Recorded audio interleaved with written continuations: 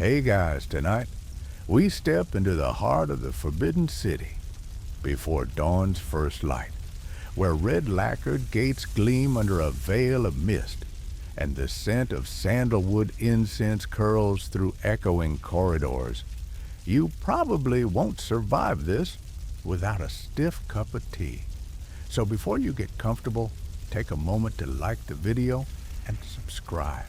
But only if you genuinely enjoy what I do here. Let me know where you're tuning in from and what time it is in your corner of the world. Now dim the lights, maybe turn on a fan for that soft background hum. And let's ease into tonight's journey together. You stand before the Hall of Supreme Harmony, its golden roof tiles catching the first amber rays of sunrise. Historians still argue whether the tile alignment symbolized imperial omnipotence or just a grand feng shui flourish. Either way, the effect is overwhelming. You trudge past palace guards, your heart fluttering like a trapped songbird as you step onto the marble courtyard. The Forbidden City, completed between 1406 and 1420, under the Yongle Emperor, spans over 180 acres and contains around 9,000 rooms, designed to reflect cosmic order and imperial might. Clutching your simple silk gown, you recall this morning's processional hundreds of hopeful women paraded in identical dresses, their faces expressionless as spies cataloged every detail.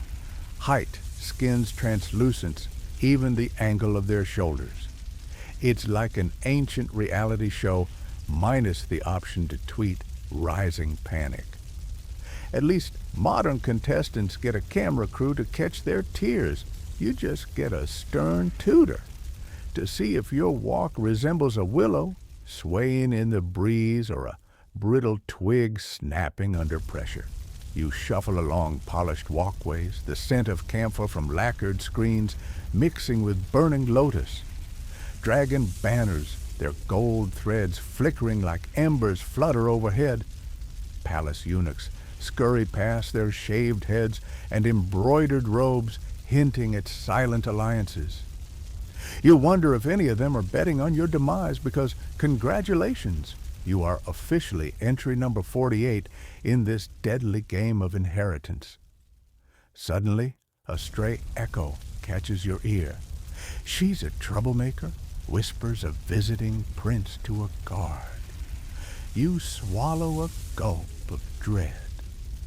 Joke's on you, you thought your dancing had impressed someone. An older concubine glides past, her embroidered skirt swishing like jade. Legend says some concubines applied crushed pearl powder to whiten their skin, while more adventurous souls might have tried swallowing jade tablets to tighten their waists. Quirky fringe tidbit.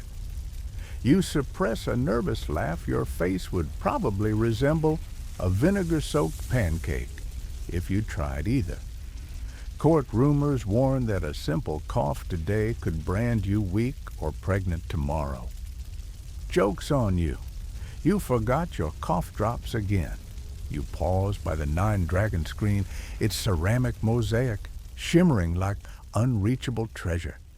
You sense dread beneath this ornate beauty. Punishments range from forced winter labor at the northern stables to exile in back halls where only rats keep you company. A single tear might brand you weak-feeding conspiracies faster than morning tea. Historians still argue whether concubines ever truly swayed imperial decisions, but power here feels like a double-edged sword, precious yet perilous. Crossing a crimson gate, you enter the inner court, its heat radiating off red walls. Red symbolizes joy and good fortune, ironic for a place shrouded in hidden dangers. The courtyard is a maze in one corner. Concubines practice calligraphy under tutors who measure each brushstroke like judges weighing verdicts. In another, zithers and hollow flutes echo off marble, creating a haunting soundscape. You glimpse a pale-faced concubine framed by an elaborate headdress, her lips pursed as if reciting praise to the emperor's noble brow. Nearby, a group of maids arranges fresh blossoms in bronze vases, their delicate perfume clashing with the camphor. You wonder if the flowers are meant to calm nerves or conceal the scent of fear. Rumor says that guards train attack dogs in moonlit courtyards just in case a concubine decides to flee. You roll your shoulders trying to appear calm. Inside you quiver like a fawn on thin ice. Closer to your quarters, you notice a crack in the lacquered floorboard. Whispers say concubines sometimes tap for footsteps to detect secret eavesdropping compartments. Eunuchs patrol silently, ready to report any hint of dissent. You tug at your robe, suddenly aware of how small you seem under towering ceilings and centuries of tradition.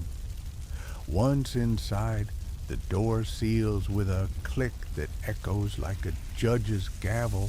Somewhere here, Emperor Chengzu's portrait watches. Known for strolling the inner court at dusk, he chose a favored concubine by the tilt of her fan or the curve of her cheek. One wrong flutter of lashes, and you might be summoned tonight, though attendance rarely ends in candlelight and sweet tea. You shiver despite the summer heat. Jokes on the climate fear chills you like a winter gale. You step toward a lacquered table strewn with beauty tools, crushed pearl powder rabbit fur brushes, jade rollers for cheeks as rosy as a peony. The lead tutor will soon teach you to walk like a princess, shoulders poised, spine stiff as bamboo. Historians still argue whether these posture lessons prevented chronic back ailments or merely created perfectly straight, perpetually miserable women. You suppress a yawn, thinking that any pain might help you stay awake for tomorrow's drills. A soft gong reverberates through corridors like a sigh. Silk screens part to reveal a slender passage lined with bronze lanterns' flames dancing like specters. You exhale slowly. This is your world now, where beauty is currency and kindness is as scarce as fresh water in midsummer. Inside your new room, a simple futon and lacquered desk await. One candle flickers its flame, battle in a draft. Tonight, this small sanctuary promises only restless sleep. Outside, distant laughter rings from another courtyard where concubines gamble over embroidered dice, their giggles thinly masking desperation. A maid shoves a cup of lukewarm tea at you. It tastes like bitter jasmine and regret. Leaning against the polished door, you close your eyes, letting the polished wood press against your forehead. The first step through palace gates is over, but real challenges lie ahead. Tomorrow, you'll rise before dawn to begin lessons that could be your salvation or your undoing. Light flickers across crimson walls as sunset fades. You trace the phoenix carving on the desk, whispering a quiet prayer to ancestors just in case. After all, in a place where promises are as fragile as rose petals, hope might be your only weapon. Dawn arrives, and you wake to the distant echo of a bell, your head still foggy from last night's bitter tea and worry. Sleep eludes you in this crimson cell. Instead, you lie staring at lacquered ceilings, recalling how you tiptoed in yesterday, terrified of breaking a rule with your own 2 feet. Now it's the first full day, and the inner court's rotation begins in earnest. You slip into a plain silk robe, its muted jade color, a reminder blend in, don't stand out. By 5 a.m., a sharp call to order rings out. You trudge down polished corridors, trailing the aroma of rice porridge being ladled for concubines. Historians still argue whether the inner court ever housed more than 3,000 women at a time, or numbers soared closer to 5,000. Either way, the crush of bodies makes the air thick with whispered prayers. A eunuch guides you to the morning assembly hall, where concubines kneel on silk cushions in perfect lines. You press your knees to the cold, matting hands, folded waiting for the master teacher. He appears in crimson robes reciting rules earlier than sunrise. Rule 1, no laughter, louder than a sparrow's chirp. Rule 2, no eye contact with palace guards. Rule 3, always keep silk sleeves at a strict length. One gentle slip, and you risk demotion to chores in the storerooms, an ignominious fate that practically guarantees a bed infested with insects and nothing but stale millet gruel to eat. After assembly, you're marched to the etiquette chamber. A silver-haired tutor demonstrates how to pour tea without spilling a single drop. You tremble, recalling Mei Ling's whispered rumor some concubines once used crocodile dung sunscreen to whiten skin, a quirky fringed tidbit meant to please the emperor's exotic tastes. You suppress a shudder, thinking of crocodile dung on your cheeks. Mid-morning brings dress and posture lessons. You stand before a tall mirror framed by dragons reflecting centuries of scrutiny. Mei Ling shows how to hold a fan to emphasize delicate wrists, yet scholars still debate whether these posture lessons protected women's spines or merely crafted statuesque prisoners. You try to copy her smooth arch, but your body feels more like a marionette tangled in silken threads. During a brief break, you share sweet bean soup with Zia, another newcomer with the same haunted eyes. She tells you of the mythical midnight tutor who visits in dreams, though other concubines insist he's a ghost, a palace myth to frighten novices. Historians still argue whether that shadowy figure was real or merely legend. Shia presses a dab of rose oil to your cheeks, though some claim crushed pearl powder makes skin glow like moonlight, another practice you can't afford if it costs too many coins. By midday, you're herded into the dining pavilion. Lacquered trays emerge, braised duck-tongue jellyfish salad and ginseng root soup meant to grant a rosy complexion. You bite into jellyfish. Its rubbery texture sends chills down your spine, but you dare not grimace.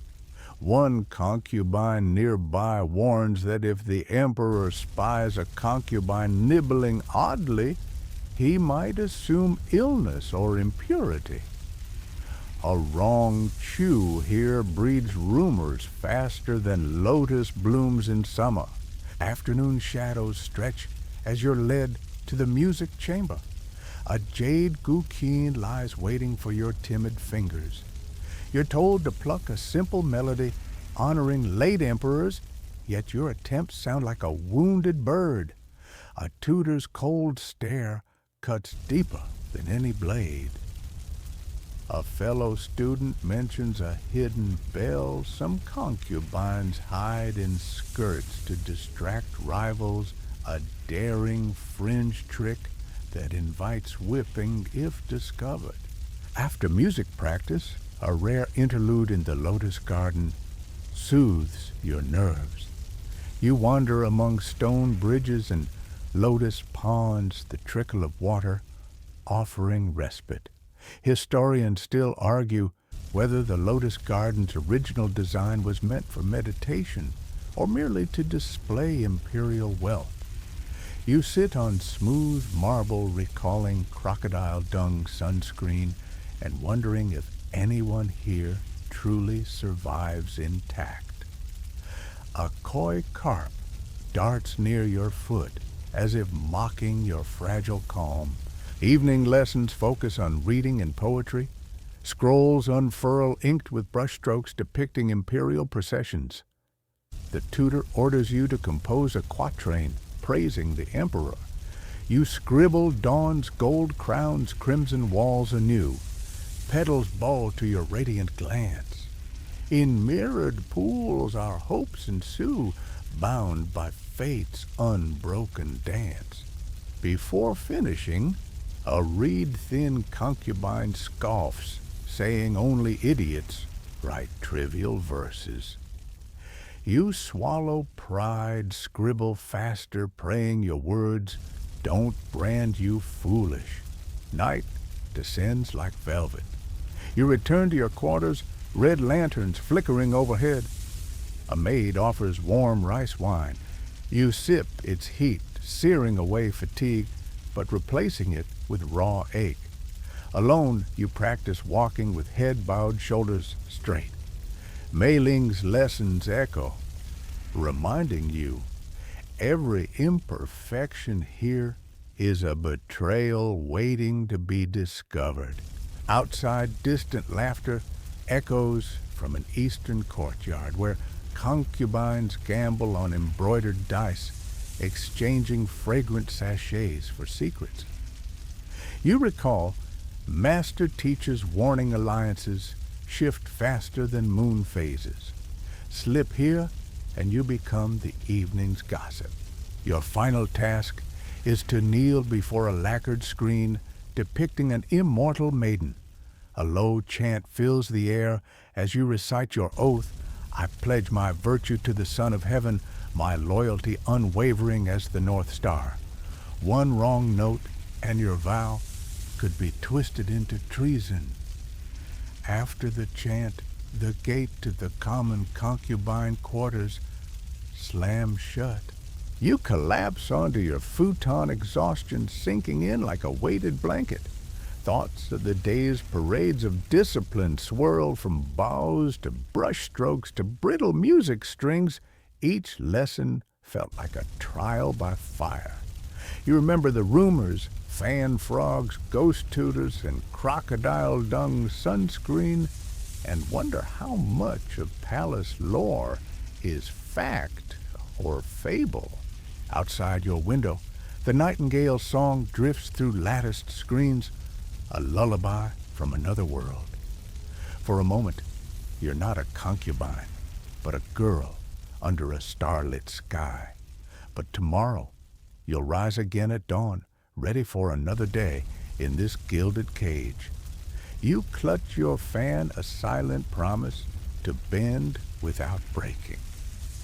As your eyelids droop, you imagine lotus petals drifting on still water, hoping to float free of these crimson walls. If only for a heartbeat, you awaken to the soft strains of a ceremonial gong, its low rumble drifting through latticed screens like a distant heartbeat. There's no time for grateful yawns today. You will stand before the emperor himself, that inscrutable sovereign whose favor can vanish like mist at sunrise. Historians still argue whether emperors personally inspected hundreds of concubines or delegated the task to senior officials. But rumor in these halls insists His Majesty will assess you. You drag yourself from the futon recalling lotus petals drifting in the garden last night, a fleeting moment of peace before the storm. The corridor's red glow feels heavier this morning, as though the walls themselves mourn your anxiety. You smooth your hair into the tight bun your tutor demands, each strand pinned like a soldier at parade formation. A maid offers you rice powder to blot oil from your face. Ancient concubines sometimes applied powdered lead to whiten skin, a quirky fringe tidbit whispered by old guards, though today that practice is banned for its toxicity. You resist the urge to wrinkle your nose. A shiny forehead can spell disaster if the emperor interprets it as vanity or laziness. By mid-morning, you march through the outer court, passing the hall of main audience, where imperial edicts are proclaimed. The courtyard feels vast, like a stage for titanic dramas you never rehearsed for. Guards flank the great bronze doors, their halberds glinting under the midday sun. You recall Section 1's entry, how you dove through these gates brimming with hope. Now every step feels heavy, as if history's weight presses on your shoulders. Inside, the hall's cavernous interior, columns of red lacquer soar overhead, dragon carvings twisting toward cloud-patterned ceilings.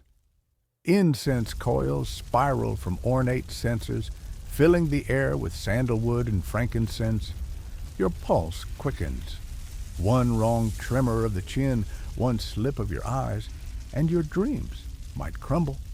Inside the emperor's throne, a gilded phoenix seat raised on marble steps dominates the chamber. It's said that each carved phoenix symbolizes rebirth, reminding concubines that their fortunes could rise one moment and crash the next. Eunuchs usher you into a single file line, and you catch your reflection in a polished pillar, wide eyes under a lacquered brow, lips colored pale pink. It seems trivial, but lipstick here is a statement too bright, and you're accused of arrogance. Too faint, and you're dismissed as dull. You remember Xia's quatrain from last night, how your lines flattered imperial radiance. Now, poetic skill might matter less than how you curtsy. A hush falls as the emperor descends the steps, robes trailing like a river of crimson and gold. You gasp. He's more imposing in person, a living embodiment of all palace lore. His jade belt glimmers, rumored to contain medicinal herbs that stave off impotence, though scholars still debate whether these concoctions offered any real benefit or were merely elaborate court theatrics. You swallow, holding your breath, while he surveys the line of concubines. His gaze flickers from one face to another, eyes colder than frost on a winter morning. When your turn arrives, you step forward, limbs trembling like saplings in a storm. The emperor's eyes narrow, focused, yet unreadable. You lower your gaze just enough to show deference, but not so far that you seem furtive. A single bead of sweat trickles down your neck, reminding you of Mei Ling's warning: if a drop shows, they'll accuse you of excess nervousness. You stiffen your spine, remembering posture lessons and that jade roller your tutor recommended to quell puffiness. Unfortunately, steaming in this heat makes steaminess literally drip from every pore. He gestures for you to present a fan silk panels painted with bamboo. You unfurl it carefully, the cool fabric brushing fingertips that threaten to shake. He flips it open, studying the painting's delicate strokes. In Section 2, you learned that concubines sometimes hid messages in fan-ribbed secret pleas for rescue. Another fringe rumor, scholars argue, might be apocryphal. You cling to that story, imagining a secret escape map drawn in charcoal beneath the lacquer. Suddenly, he traces a finger across the bamboo grove, hesitating. The court falls so silent you can hear your own heartbeat. You dare not inhale too deeply. After what feels like an eternity, he nods, once his lips twitching, half amusement, half inscrutable verdict. A tiny thrill surges through you. You're still in the running. Yet, as you retreat, a guard steps forward and whispers that your fan's bamboo is slightly askew, a minor but unforgivable flaw.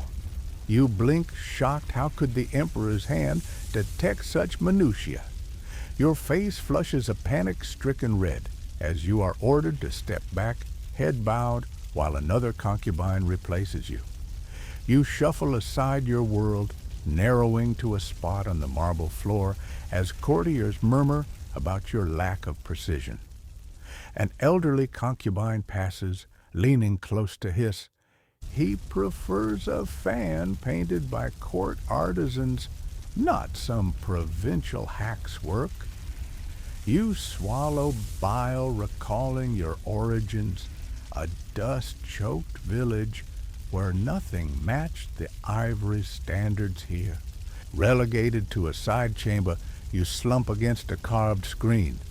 The air smells faintly of lotus and something more sinister, fear. You wonder if crying now would help or hurt earlier maids said tears signify genuine beauty. But in the palace, tears might also mark you weak.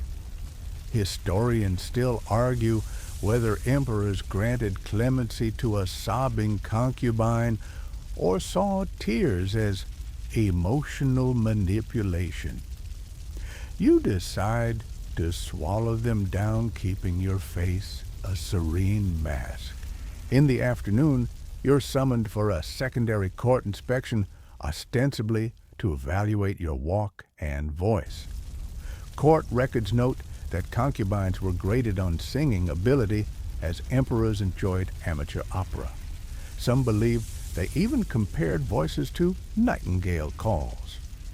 Yet others argue emperors merely feigned interest in music to appear cultured. Either way, you stand on a small dais in the music pavilion, a lacquered platform overlooking an artificial pond teeming with lazy carp. A tutor prompts you to sing a simple folk melody, its lyrics praising filial piety and lotus blossoms.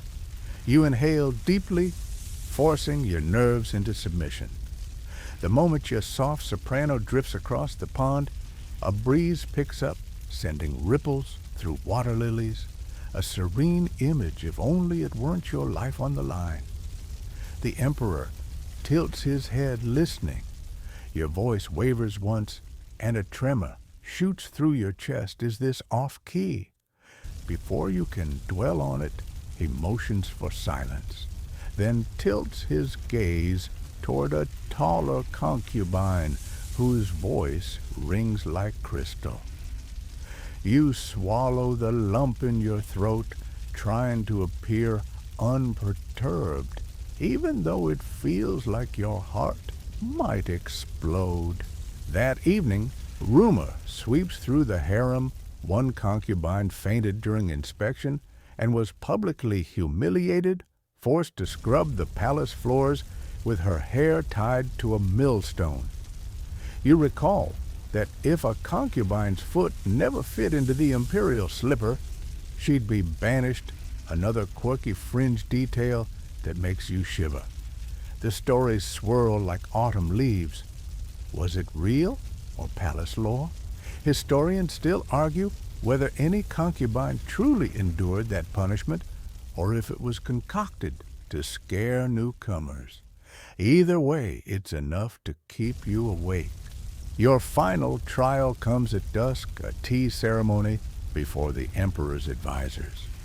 You kneel on the silk cushions in a dim chamber lit by flickering lanterns. The tea's fragrance jasmine, interlaced with a hint of chrysanthemum, fills your senses. You pour the amber liquid into a porcelain cup, your motion measured and precise. If the tea tastes bitter or burns at the wrong moment, advisors note it as poor composure. The emperor sips and frowns, though you can't tell if it's critique or a habit. A court lady near the back tuts, noting your lack of wrist flick when setting the teacup. You want to retort that she couldn't pour tea without scalding her elbow, but your mouth stays sealed. Later, back in your quarters, you slump onto your futon legs too wobbly to stand. The faint scent of lotus blooms from Section 2's garden still lingers in your mind, an echo of something peaceful.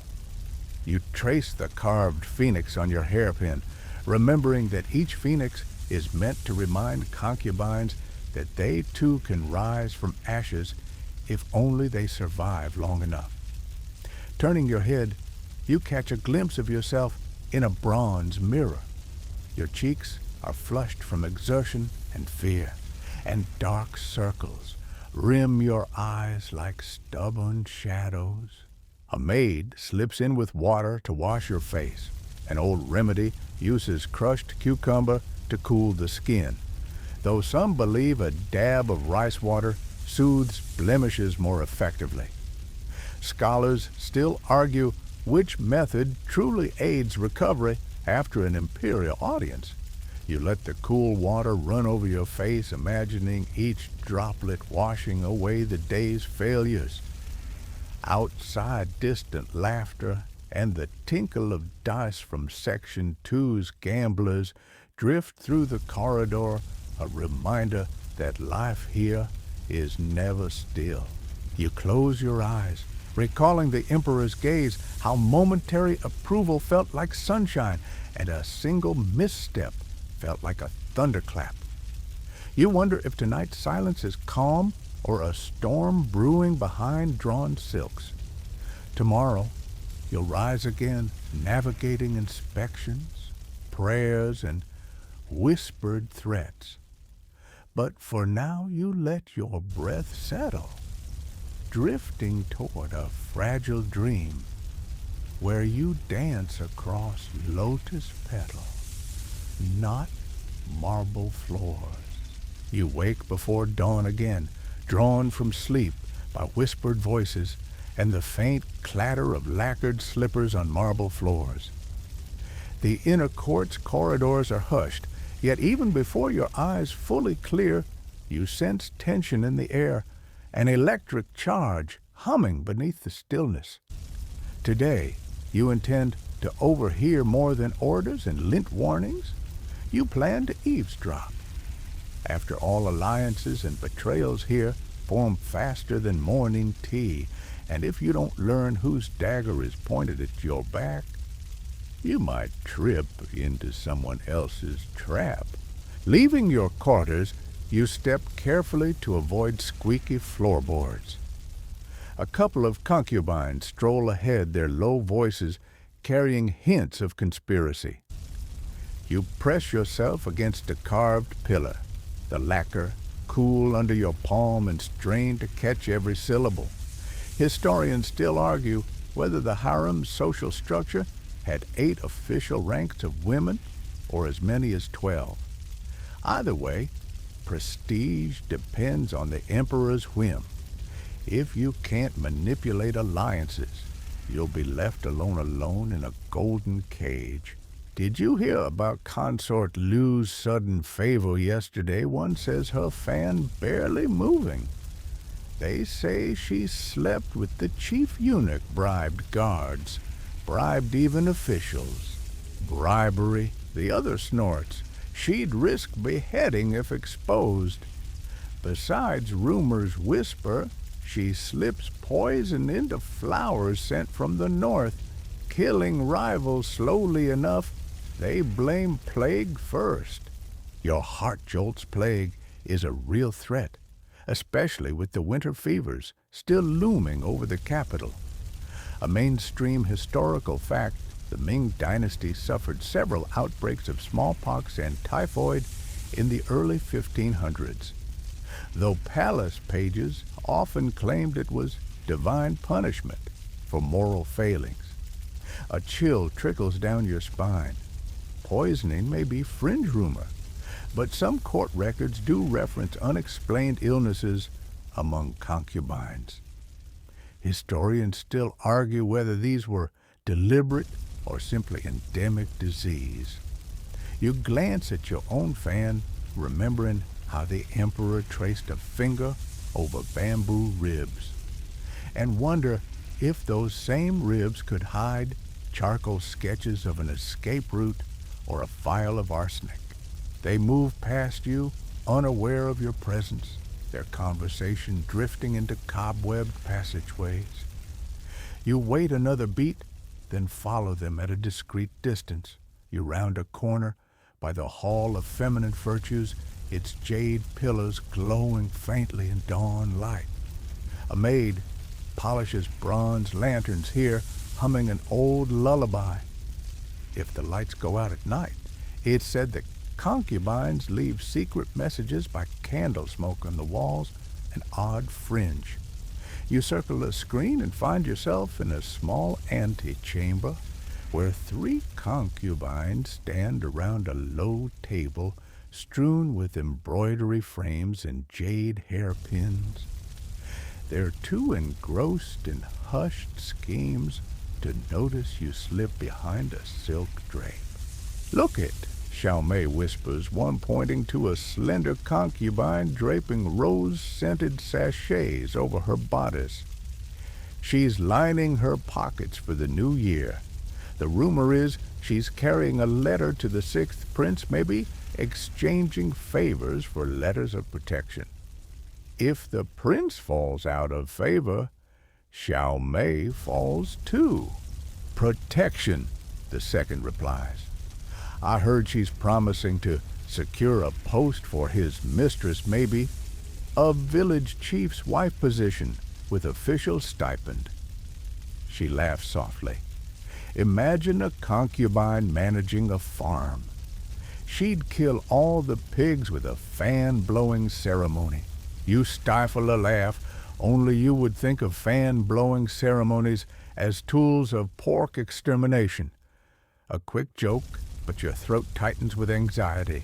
Who trusts whom you recall how Consort Liu supposedly bribed into favor, and how little room there is for error. Here gossip is a currency more valuable than pearls. The third concubine leans forward, her voice surprisingly sharp. "You heard about Lady Song? They say the emperor glimpsed her veiled face and called her the shadow that dances with death. Some say she's a skilled archer, trained by border troops.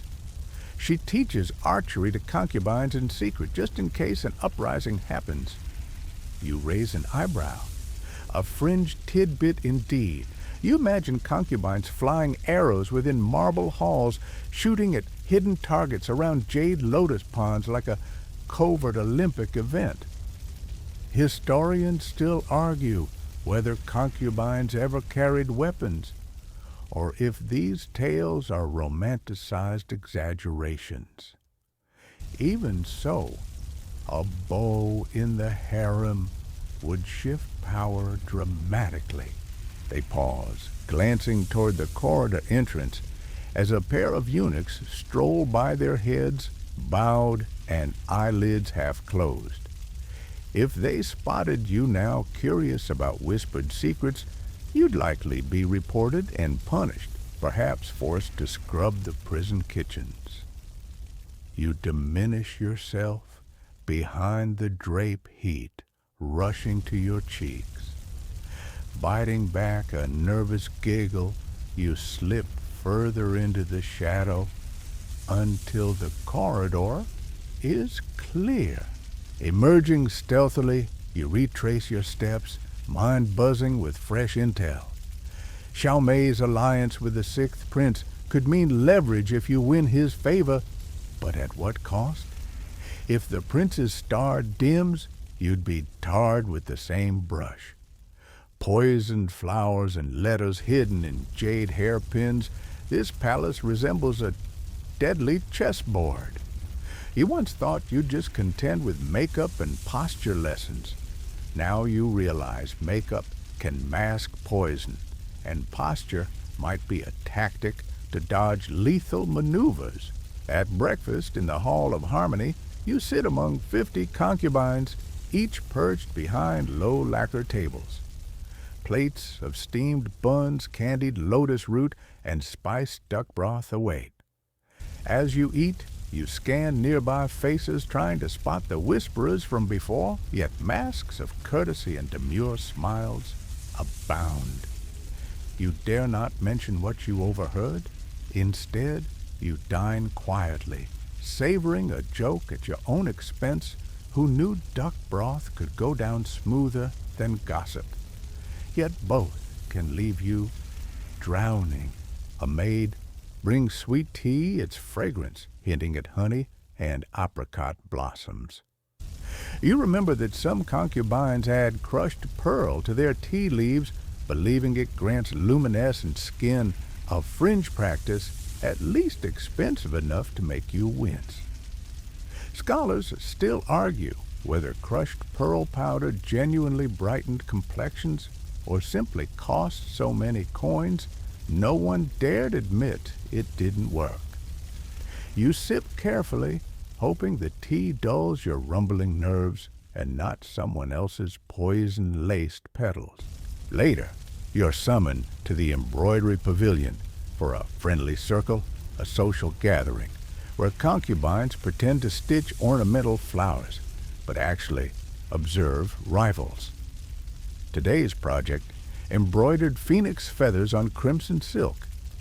As you thread a loop of golden silk, your tutor instructs you to recall Section 3's Melody Dawn's gold crowns, crimson walls anew, and infuse that calm confidence into your stitching.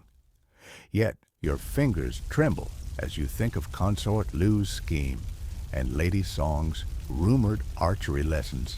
At the next seat, a concubine named Ru Fang murmurs, "I heard Consort Chang will receive new robes at midnight."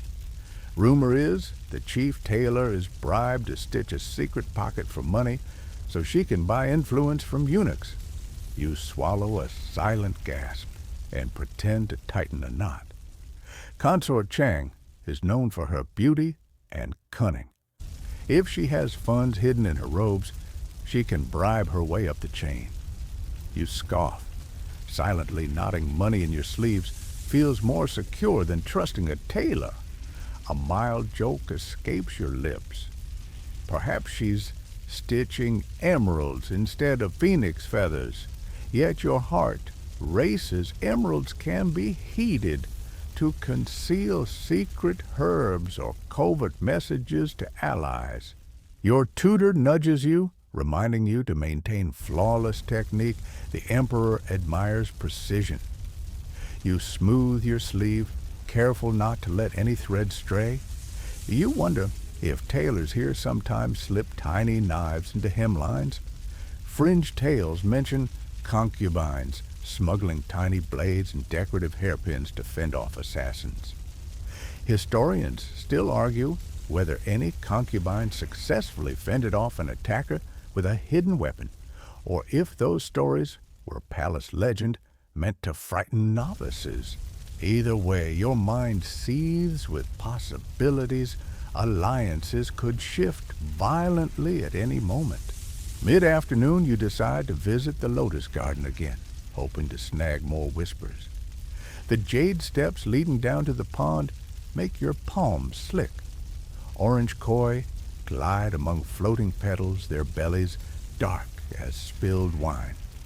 You perch on a carved bench, draped with trailing wisteria.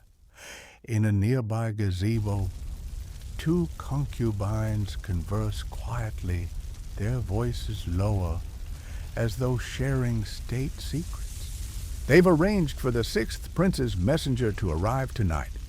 One murmurs, spinning a jade hairpin between slender fingers. Xiao Mei's to deliver the letter. If it fails, she'll be stripped of rank. Imagine her kneeling head shaved. You flinch. In Section 1, you learned that concubine statuses could be revoked with a single misstep. An absolute fact embedded in palace law. Demotion often meant banishment to back halls or a stripped title. Now seeing it in action feels visceral. Your palms tighten around the silk of your sleeve. The other replies, If Xiaomei succeeds, she'll likely earn a gold plaque for the harem. They say Consort Liu is planning to expose Xia's father's misdeeds in the northern provinces to ruin her before spring festival. You close your eyes, savoring the breeze that rustles bamboo leaves overhead. Who will be the next target? A joke drifts to your lips. Maybe you'll write a song about Phoenix's poison and petty politics, set it to the kin, and sell it in the markets, though you'd probably land in shackles before gaining notice. Refreshed by lotus-scented air, you head back to your quarters, mind buzzing with fresh gossip. On the way, you pass a cluster of eunuchs unloading crates of medicinal herbs in the apothecary hall. The leather scent of ginseng and dried chrysanthemum drifts out, reminding you that certain concubines are believed to ingest powdered ginseng to remain youthful, a fringe remedy that some court ladies swear by. Those scholars still argue whether ginseng extends beauty or simply costs a fortune and induces insomnia. You step lightly, fearing a slip might break the bough of a hidden spy tree, triggering suspicion. That evening, you attend a reading circle in the poetry chamber. Scrolls unfurl, revealing verses about jade palaces and silent moonlight. As you share your lines from Section 2, in mirrored pools, our hopes ensue. You see one listener smirk coolly. Later, Xulan, a powerful consort's protege, corners you. Your lines are sweet, but I hear you've been spending time in the lotus garden, she purrs, where whispers gather like vipers. If you know too much, you'll become a viper yourself, and no one wants to end up in His Majesty's lion cage, do they? A polite smile masks your panic. You nod, pretending to sip tea while your heart gallops. A joke forms. You might as well stamp professional eavesdropper on your forehead. But inside, you tremble. Returning to your room, you pull your hair loose and let it fall around shoulders that ache from posture lessons. You sink onto the futon, recalling jade hairpins that hide messages, hidden knives and robes, secret alliances bound by notes, and ginseng promises.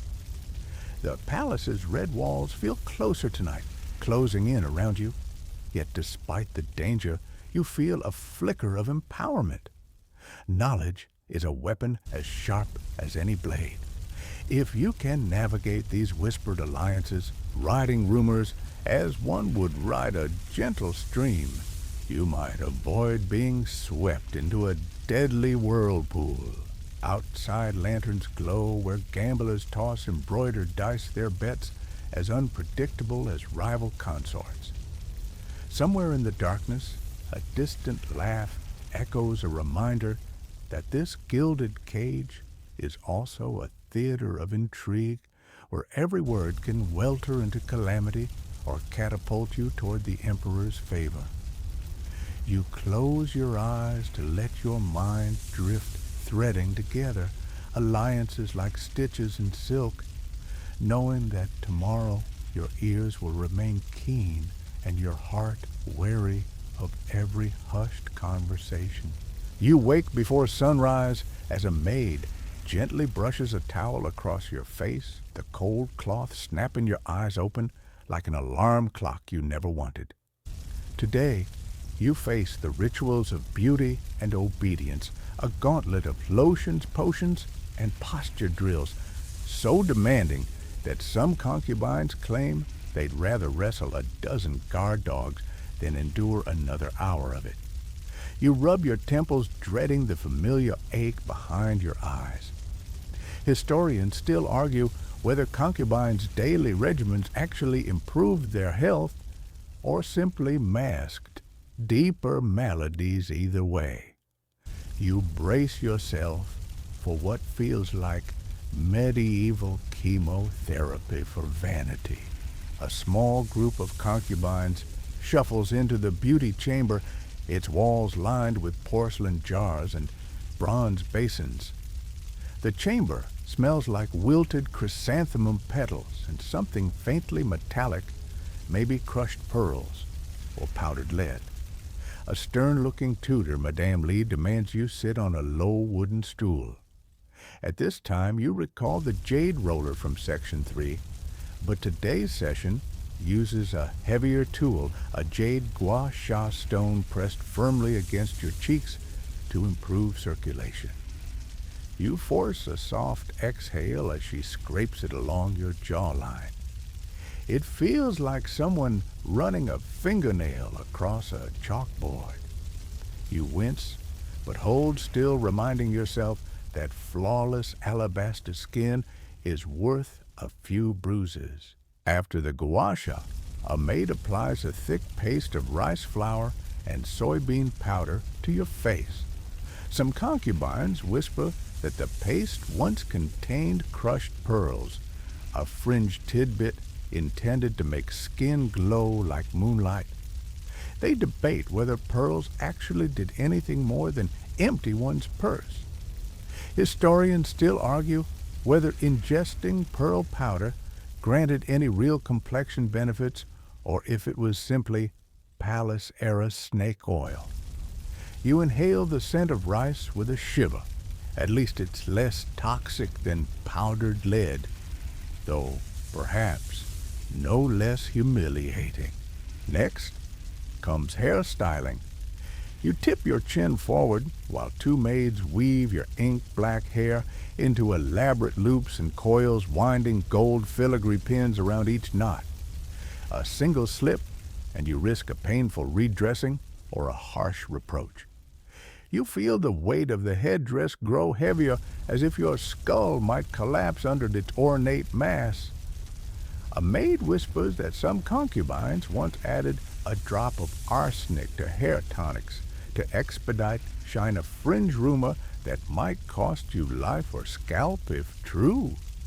You press your lips together, hoping your coif resembles a phoenix rising rather than a tangled mess. With hair secured, you shuffle toward a long wooden stretcher where a narrow bamboo corset awaits. The tutor instructs you to lie on your back knees, bent, while two eunuchs cinch bamboo slats around your torso. You gag for breath as the corset compresses your ribs, forcing your spine to straighten. A joke flits through your mind. If you wanted to feel this suffocated, you could have crawled into one of those servants' ovens and waited. At least they wouldn't lecture you on poise. But you bite your tongue. Laughter here invites punishment. Once laced, the corset makes every inhale feel shallow, every movement stiff as an antique puppet. Madame Lee examines you, nodding once. If your shoulders roll back correctly, an unspoken code where a slight slump means eviction to the labor stables. You recall Section 2, where posture drills felt like perpetual torture. Now with the corset, posture isn't just forced, it's welded into your flesh. A faint twinge at your waist reminds you that concubines were sometimes encouraged to bind their feet, too small an unspoken practice that some say prevented wandering thoughts as much as wandering souls. Historians still argue whether tiny lotus feet truly symbolized virtue or solely served as a device of control. You wiggle your toes inside silk slippers, wondering if those cursed bindings left any gait intact. The final step of morning ritual, a herbal bath in a steaming bronze tub. You inch into warm water infused with ginseng slices, chrysanthemum petals, and a curious spike of milky white liquid, an herbal concoction rumored to lighten blemishes. A tutor instructs you to soak until your skin blisters slightly, purportedly to rejuvenate cells. You bite your hand to stifle a wail as the water stings your sore ribs.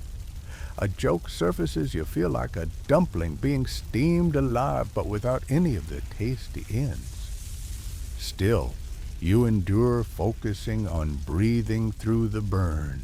Once soaked, you're led to a low bench where a maid massages aromatic oils into your scalp to coax polished sheen from the previous day's styling. The scent, jasmine laced with musk, momentarily soothes your ache. You close your eyes, imagining yourself floating above the palace roof on lotus petals. A voice whispers through your fogged mind, embrace beauty or perish. You nearly choke on a laugh, remembering how in Section 1 you thought surviving the Forbidden City meant learning etiquette. Now, etiquette requires you to resemble a porcelain doll with a steel rod for a spine.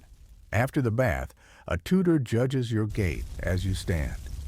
You take a precarious few steps, hips rocking like a fishing boat in choppy seas, courtesy of the corset restricting any natural sway.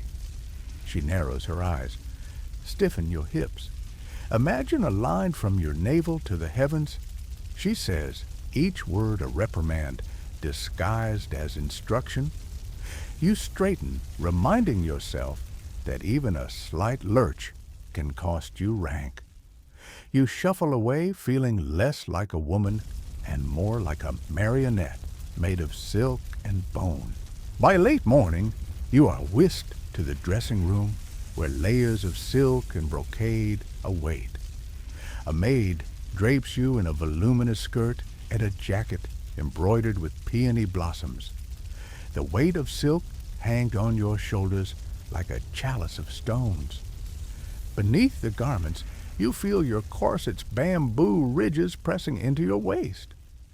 An inner tutor steps forward, pointing to a porcelain mirror. Observe how your sleeves must end precisely at the wrist. Shoulder alignment remains non-negotiable. You adjust your stance, noting that one shoulder appears slightly higher, proof that yesterday's gua sha didn't extract tension as promised. A sense of dread pools in your stomach. You recall a fringe tale some concubine swallowed small jade balls to make their waists slender from the inside, an extreme fad whispered about at moonlit teas. Historians still argue whether such jade ingestion ever occurred or if it's merely a palace-side legend concocted to frighten novices. You press your hands against your sides, wondering if jade or bamboo, you're destined to break or be broken. Noon arrives, bringing the midday meal lacquered trays of rice with sweet red beans, sliced lotus root, and almond jelly, topped with goji berries. The meal is eaten under strict silence. Any sound of chewing louder than a mouse squeak risks scorn. You delicately place a spoonful of almond jelly on your tongue, focusing on everything but the aching of each compressed organ inside your corset. A fellow concubine next to you cracks a joke about how biting into jelly feels like biting into your own pride. Her soft snicker nearly betrays the chamber's rules. You stifle a grin and swallow carefully, recalling Section 4's whispered conspiracies. Gossip here tastes almost as bitter as the dishes. In the early afternoon, a seamstress enters to measure your waist for tomorrow's new gown. You stand tall, well as tall as a woman can manage, when her waist is harnessed tighter than a caged falcon. The seamstress murmurs about balance and symmetry, tapping your ribs with a tape measure. You remember an odd fringe story. Some concubines placed a coin at the bottom of their corsets to keep posture rigid, believing the jingling sound reminded them to stand straight. You try to imagine the clink of copper against bamboo, but all you hear is your own ragged breath. After measurements, you have a moment to rest in the lotus pavilion. You perch beside a pond lotus flowers floating serenely on mirrored water. A breeze stirs and petals drift like confetti, soothing, if only for seconds. Yet your mind buzzes, a joke echoes from your memory, imagining yourself as a fish trapped underwater, beautiful to behold, but unable to breathe. You close your eyes, letting the lotus fragrance fill your senses. Statuesque marble cranes stand sentinel, reminding you of the lineage of concubines before you, each trapped by rituals just as cruel and consuming. Late afternoon brings the final challenge, the walking drill. You stand outside the Hall of Harmony, the corridor's red walls reflecting heat like a hungry mirror. At your side, two tutors hold wooden poles with weighted ends, instructing you to march precisely 12 paces forward, pivot on your heel, and return. All the while, you must hold a porcelain teacup filled to the brim half jasmine tea, half cold water to demonstrate steadiness. Any spill, they say, signals trembling nerves. You step forward, corset biting at your ribs, as if each breath could shatter broken glass inside you. You move in measured harmony like a heron stalking through reeds, balancing the cups that not a single drop tips the edge. A tiny misstep sends a wobble through your hand, causing a drop to slide down the cup's rim. A tutor's eyes flash with rebuke, silence falls like a guillotine. You breathe deeply, recalling how in Section 2 they claimed tea ceremonies judged composure. Now this drill proves tea and water are punishments in disguise. You straighten, suppressing the urge to curse under your breath. With measured precision, you return to your starting point without further incident, though your heart pounds as if it wants to escape your chest. Dusk arrives. As you return to your quarters, every muscle humming protest. You sit on your futon, gingerly unlacing the corset with hands that tremble like saplings in a storm. When it loosens, you gasp as air fills lungs starved for space. Your abdomen feels bruised, an ongoing reminder that beauty here is barbed wire disguised as silk and gold. Someone once told you that concubines who endured these rituals emerged radiant as jade statues. A few whisper that some fainted regularly because their bodies simply refused to comply.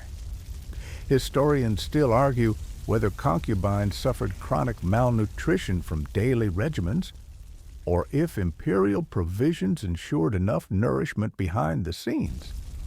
You press your hand to your chest, feeling the slow, steady return of blood flow. In the fading glow of lantern light, you press a jade roller to your cheeks, massaging away imagined wrinkles. A final joke flutters to your lips. At this rate, one good turn of this roller might ricochet into someone else's eye, though perhaps that would be an improvement over these daily trials. You let your head fall back against the wooden frame, eyes closing as the scroll from Section 3's garden imagery drifts through your mind. Lotus petals, jade benches, coy, darting like dreams.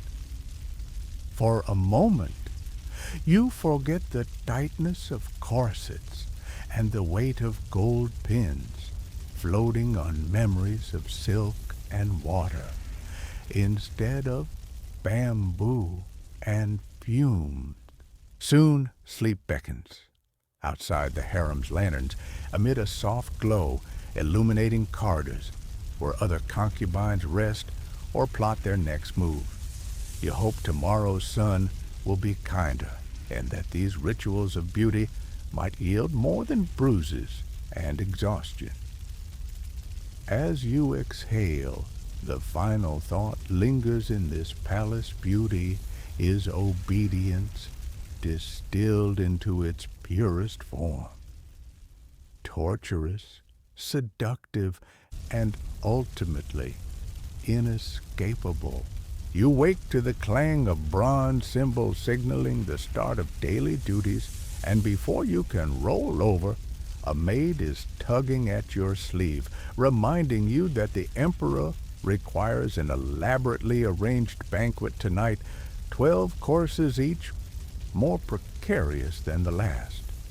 You rub your eyes, mind still fuzzy from last night's lotus dreams, but there's no time for sentimental reverie. Making a mistake tonight could mean serving porridge instead of pudding. In this palace, errors are as unforgivable as a spilled teacup.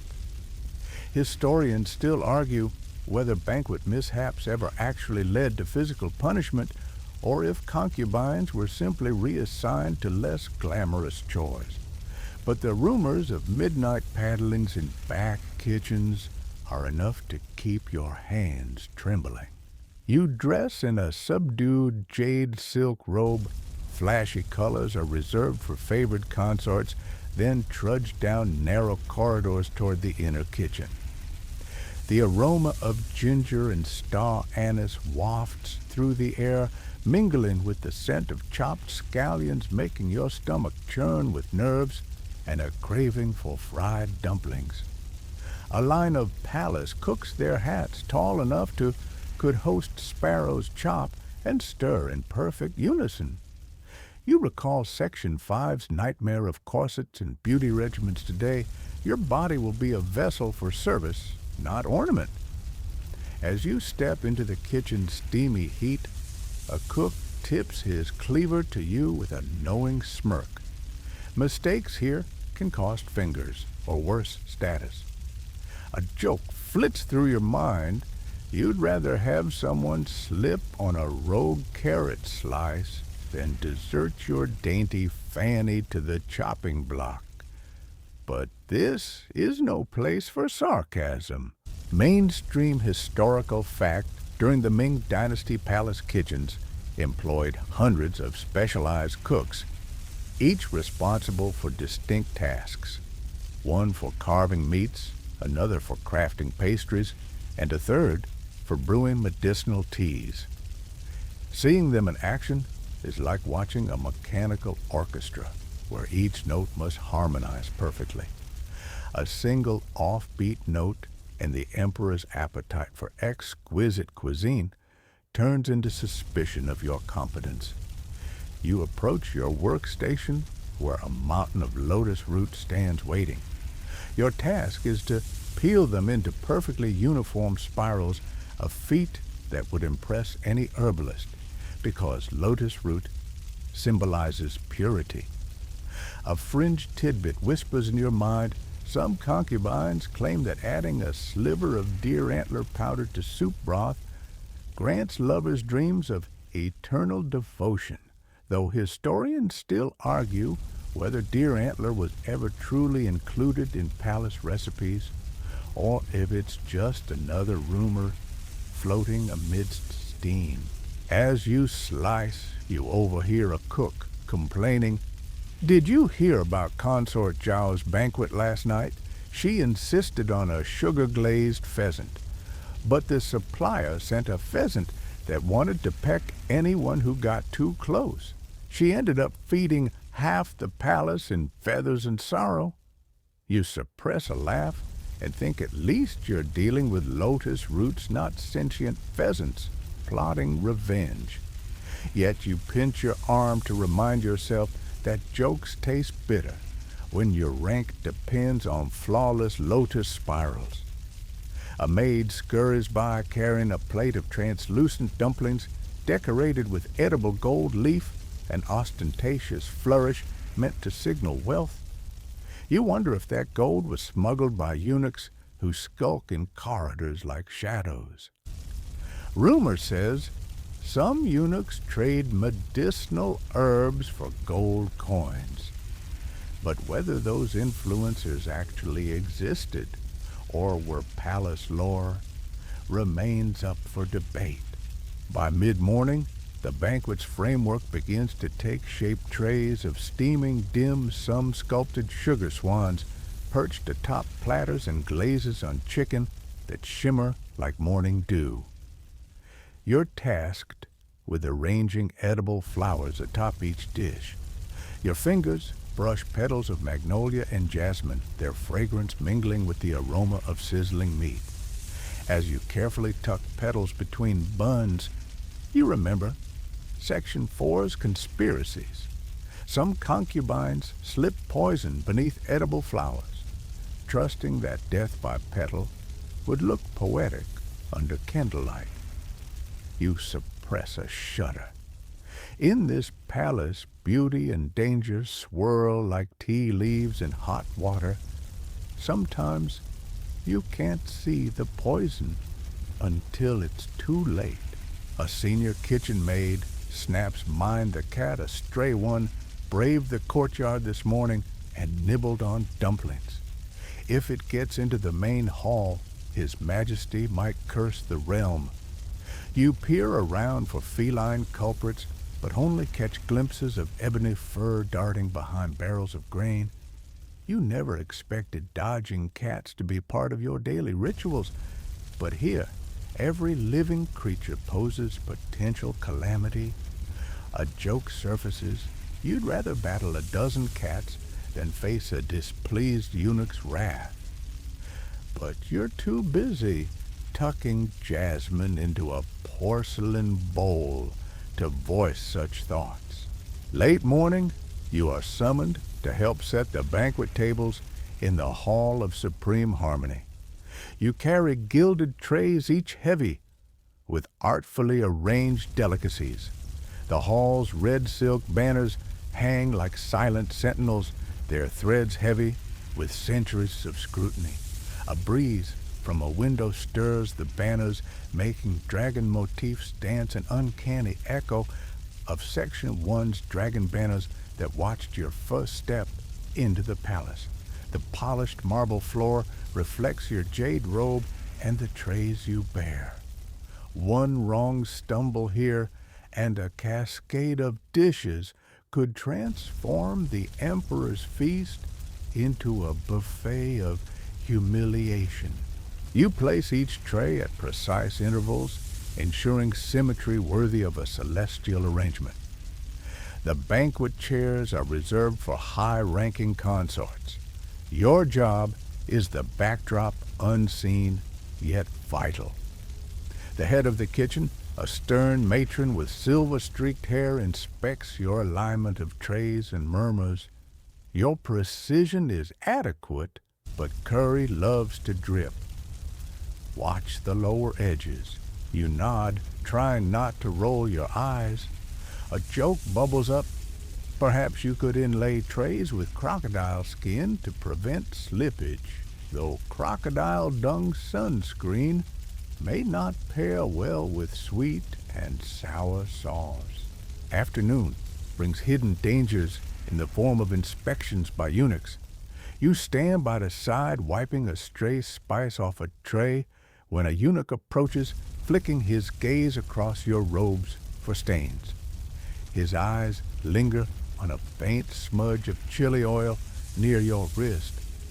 You freeze, imagining him shouting unsanitary and banishing you to scrub the palace's cesspits. Instead, he narrows his eyes and brushes a fingertip across your cheek, instantly detecting a trace of lotus oil from this morning's grooming. He smirks, apparently pleased. Perhaps he considers lotus oil a sign of refinement.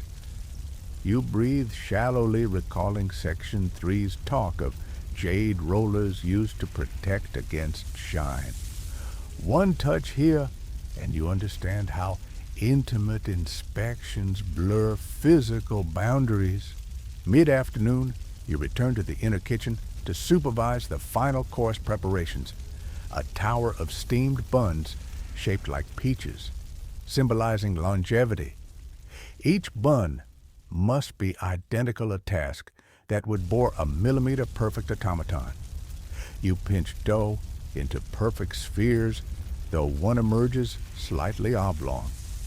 A culinary tutor swoops in hacking at it with a culinary knife until it resembles a dimpled rock too deformed to be edible.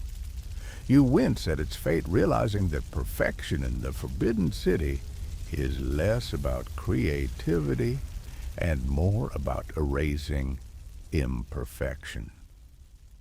A joke flutters through your mind. This bun's face looks like it needs therapy. But here, therapy is replaced by a cleaver. Later, the banquet layers lie assembled as if a dream had blossomed into life. Jade-colored soup bowls with bird's nest soup shimmer beside lotus seed congee. Porcelain plates hold marinated fish, its scales glazed like moonlit silver. Summoning courage, you step back to admire your handiwork. It's beautiful, yes, but beneath the lacquered splendor lies potential disaster. Each dish is a time bomb slipped the wrong spice, and accusations of incompetence ignite faster than incense. As dusk approaches, concubines in their best robes file into the hall. Orchestras of court musicians play a soft melody that echoes in the vast chamber. The emperor's arrival sends ripples of anticipation through the crowd. Each concubine hopes to catch his gaze, even briefly.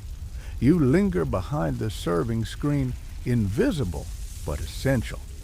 The emperor's golden robes brush the air as he enters, and a hush descends.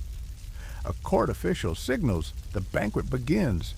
You release a shaky breath, adrenaline coursing through your veins as servers glide between tables, offering delicate cups of jasmine tea.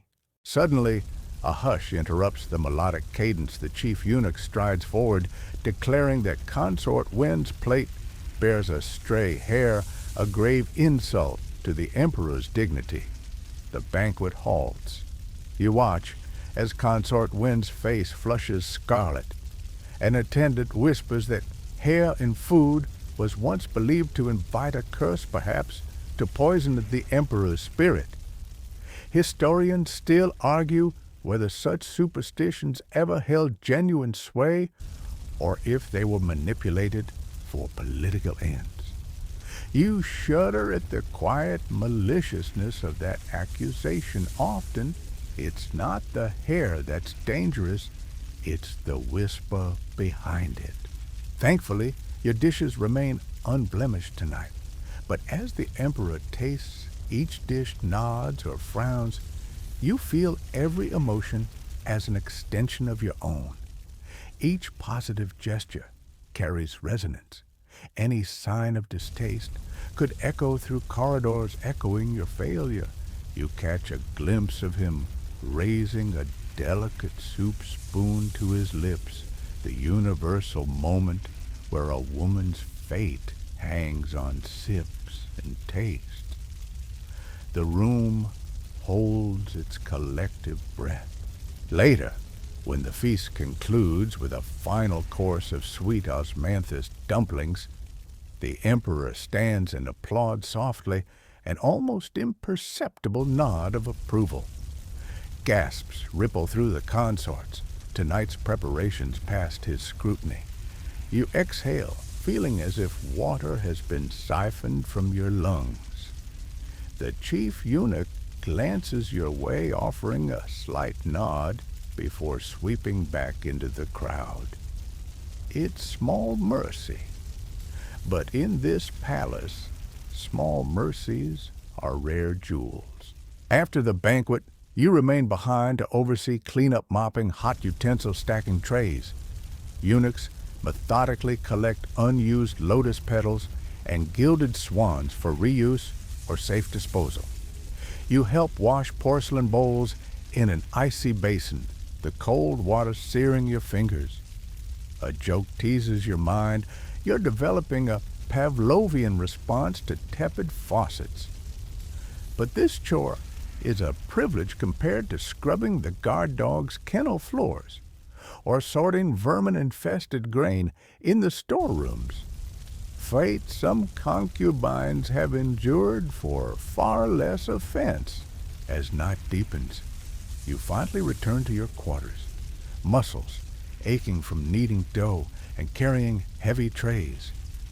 The corridor lamps flicker, casting long shadows that remind you of Section 2's whispered conspiracies, courtiers lurking in darkness, ready to snatch any sign of weakness. You slip inside, setting down the last tray of jade bowls. A maid brings you a cup of warm chrysanthemum tea, its floral sweetness drifting through the air. You cradle the porcelain in your hands, letting its warmth spread through your cold, night-chilled skin. You sit on your futon, letting the day's rigors ebb like water from a lotus pond drained for cleaning. You think of the fleeting praise from the emperor's silent nod and wonder if it's enough to sustain hope for another sunrise, or if tonight's mercy is just a calm before a storm. A gentle joke flutters. Perhaps tomorrow you'll prepare a dumpling in the shape of the emperor's head, though envisioning him chewing himself alive feels too morbid even for your tired imagination. Before sleep claims you, you recall Section 5's beauty rituals, Section 4's whispered alliances, and Section 3's tense inspections. Tonight's banquet feels like a tapestry woven from each earlier trial, beauty, politics, fear, and fleeting triumph.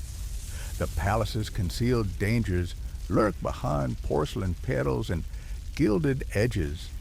You exhale softly, letting your shoulders slacken, if only for a moment. Outside, distant laughter echoes from gamblers tossing embroidered dice, a reminder that life here never truly ceases its relentless dance. Your mind drifts, imagining lotus petals drifting past palace gates, carrying your worries downstream.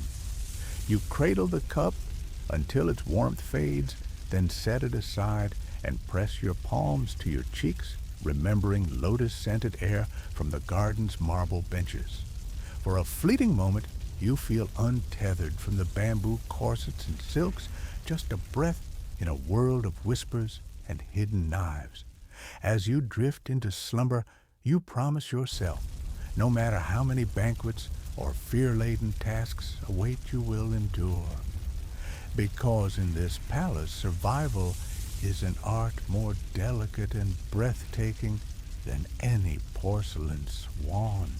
You wake to the faint rustle of silk and a tension so thick that you can almost taste it in the cool morning air.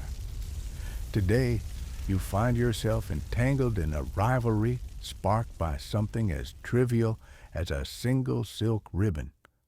It started yesterday, when a slender thread of moonlight ribbon was gifted to you by a sympathetic eunuch who admired your quiet perseverance.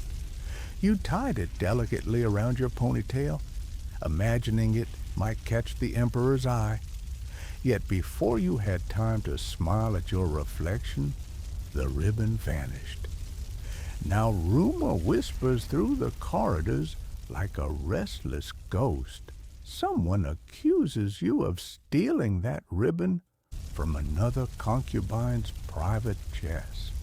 You slip into your jade robe, pulling it tight around your waist, but the knot feels hollow.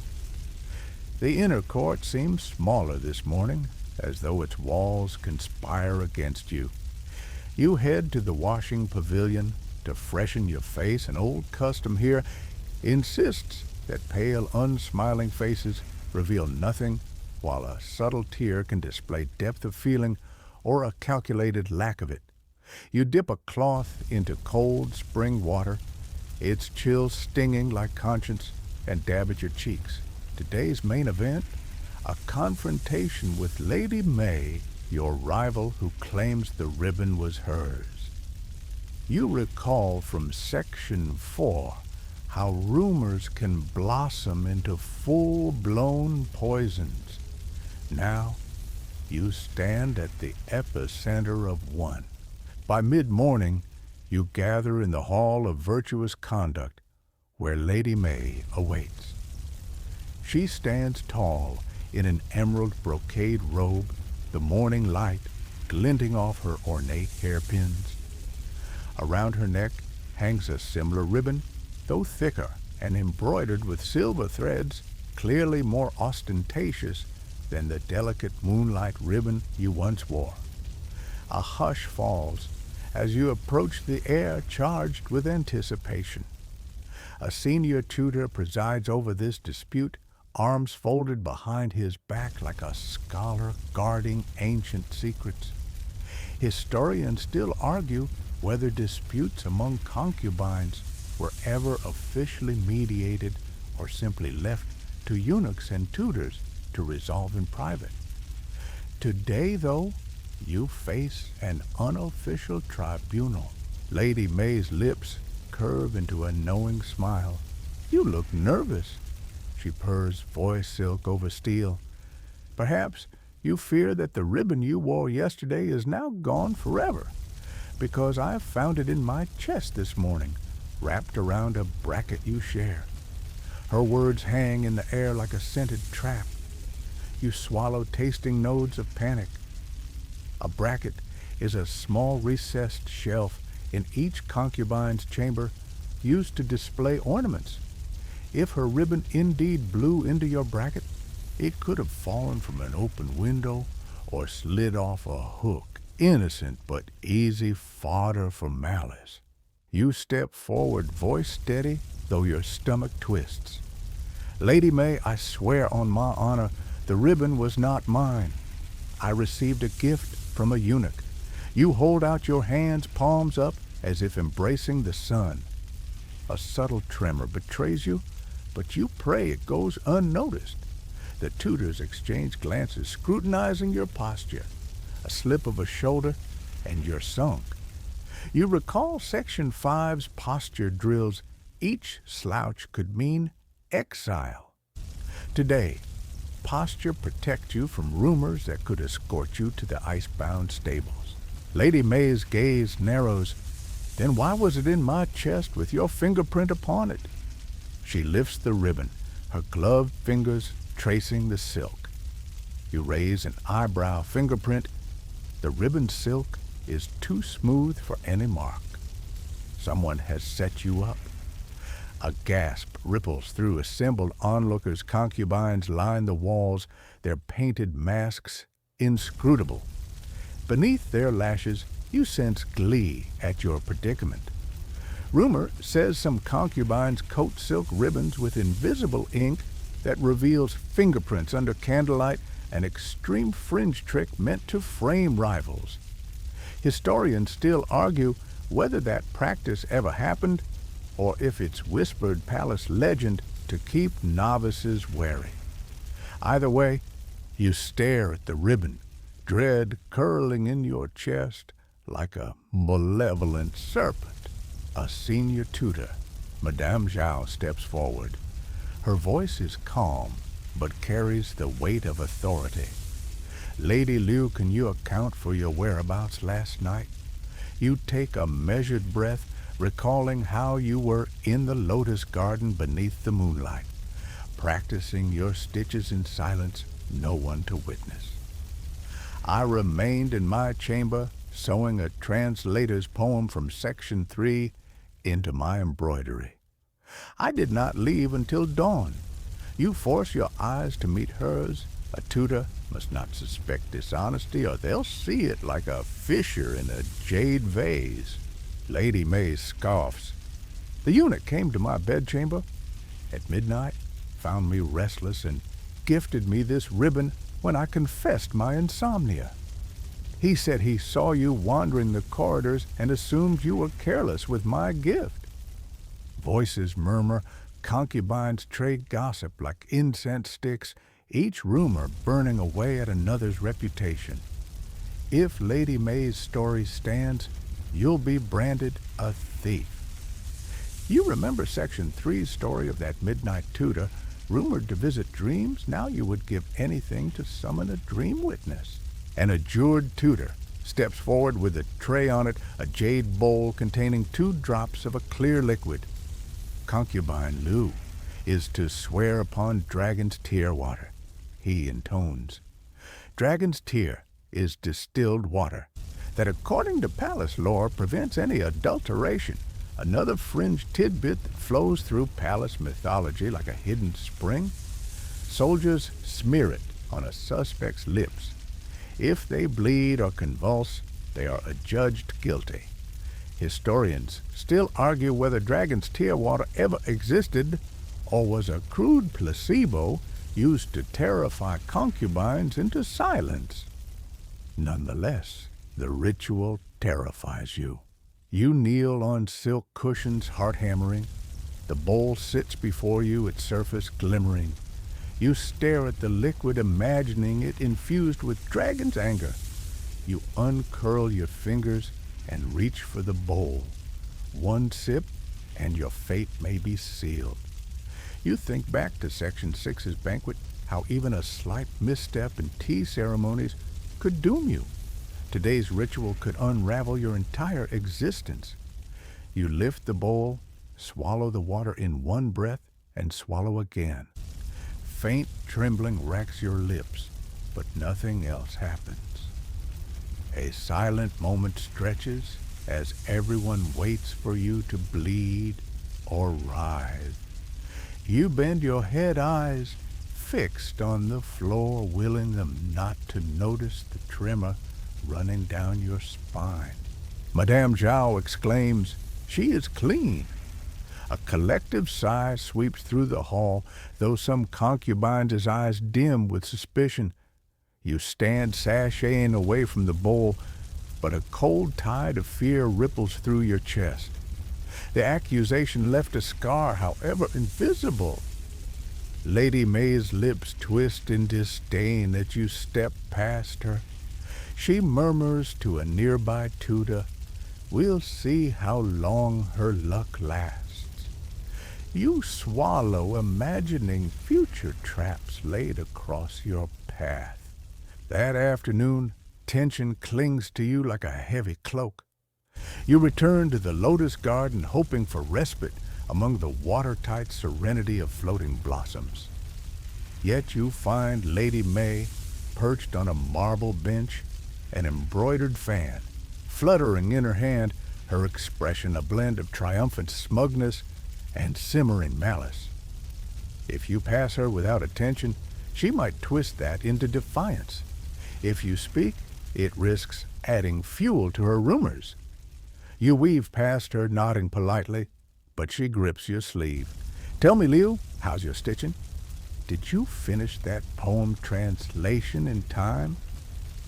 Her words are innocuous, but you sense the trap a tutor might overhear and degrade your poetry as frivolous. A joke echoes in your mind. You might stitch her words into your robe so her malice can suffocate her instead of you. You pull away, mustering calm. "My stitches honor the emperor's lineage. I completed them before dawn." The words feel like a talisman that might ward off curses. Her fan snaps shut. "We'll see if the emperor favors such humility," she sneers. You turn away, feeling the lotus pond's water reflecting your pale face like a shattered mirror. A koi drifts by its vibrant scales, a mocking contrast to your muted jade robes. Later, in the embroidery pavilion, you attempt to regain composure. You align your threads, counting each stitch, letting rhythm drown suspicion. A tutor peers over your shoulder, nodding. Your technique improves, but your color palette lacks ingenuity, she notes. You thank her, hiding relief. That attention shifted away from yesterday's drama.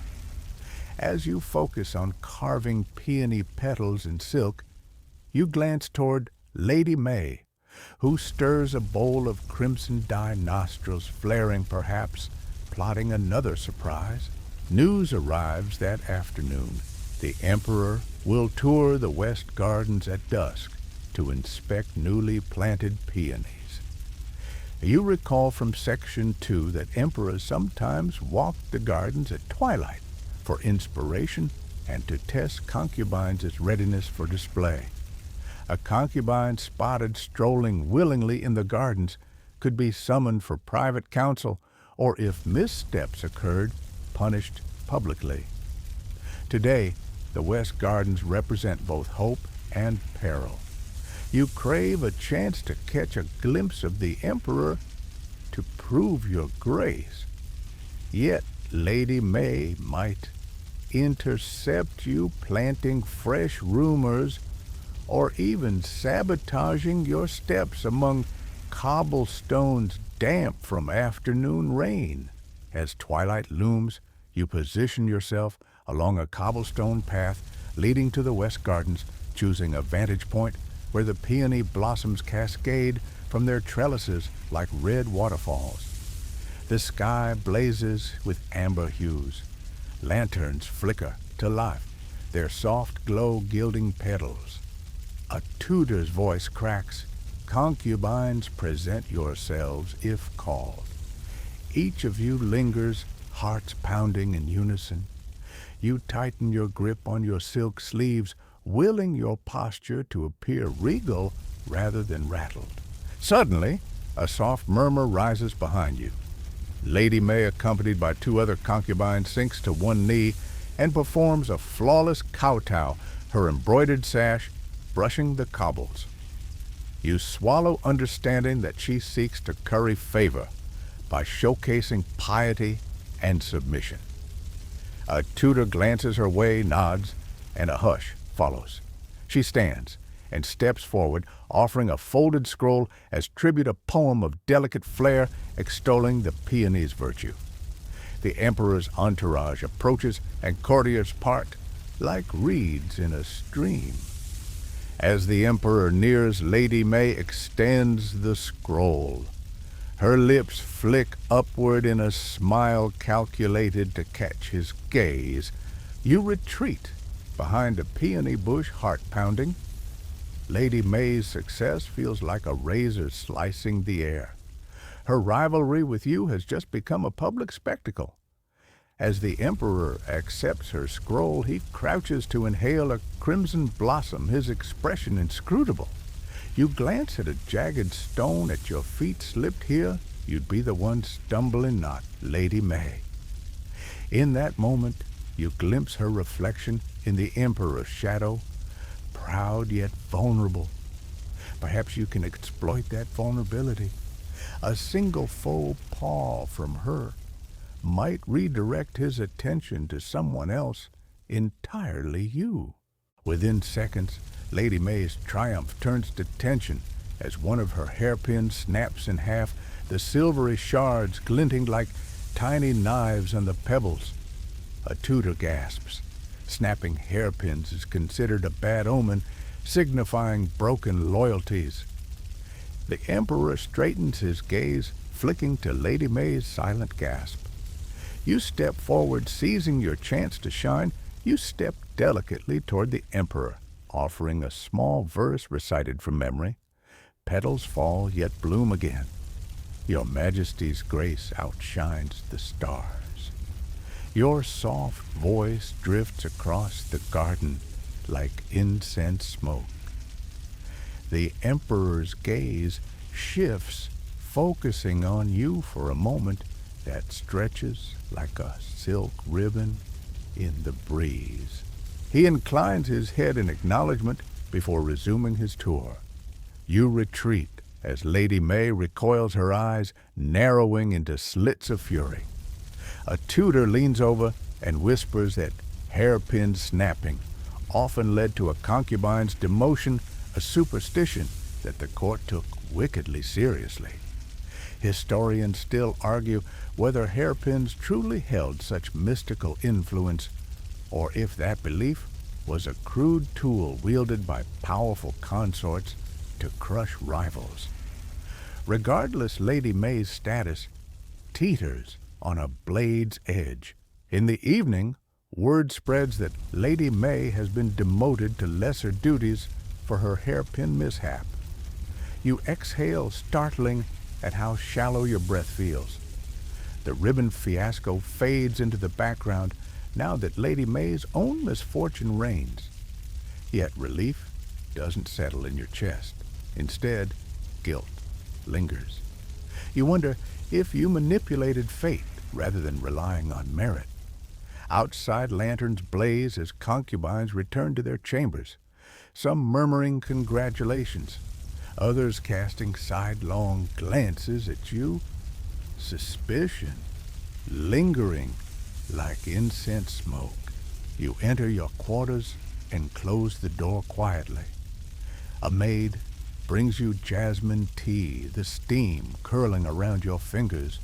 You inhale, letting its fragrance fill the hollow spaces in your chest. The moonlight through the lattice casts intricate patterns on the wooden floor like the tangled threads of palace intrigue. You run a finger along the spot where the ribbon once hung, a spot now empty, but your conscience heavy. A small joke drifts through your mind. Perhaps you could embroider survivor on your robe, though in this palace, surviving isn't enough. Thriving means dancing on razor-thin edges without break or stumble. You sit on your futon fingertips, brushing a stray thread on your sleeve, and reflect on the day's events. The rivalry over a simple ribbon unraveled into accusations, a near ritual of dragon's tear water, and a gamble in the West Gardens. You sense that palace politics mirrors the lotus beneath serene petals lies muddy roots. As you lean back, exhaustion courses through your limbs like a slow tide, yet your mind races with calculations.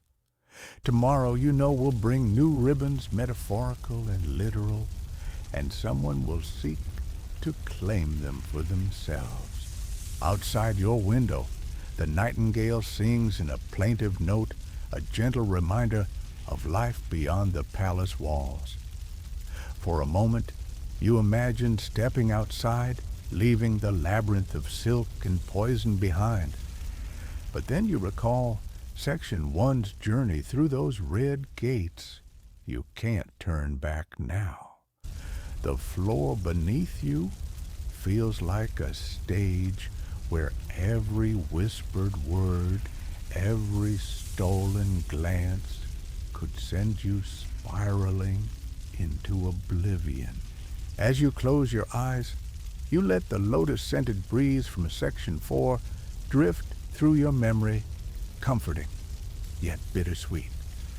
Your bedchamber feels claustrophobic, silk walls and lacquered beams echoing with Lady May's accusations and the tang of jade and tea. Yet within this gilded cage, you have proven that a ribbon can symbolize power and a snapped hairpin can shift fortune.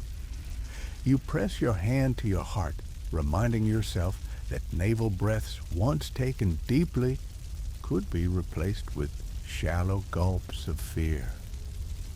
Tomorrow's dawn will bring new tests, but tonight you rest, knowing that you have at the least outlasted Lady May's schemes. You awaken to the scent of sandalwood drifting through latticed screens press, of a velvet cushion under your cheek, and the faint echo of a lute's melody drifting from the inner chambers. Last night was not like the others last night. You felt the Emperor's gaze linger on you long after lanterns dimmed.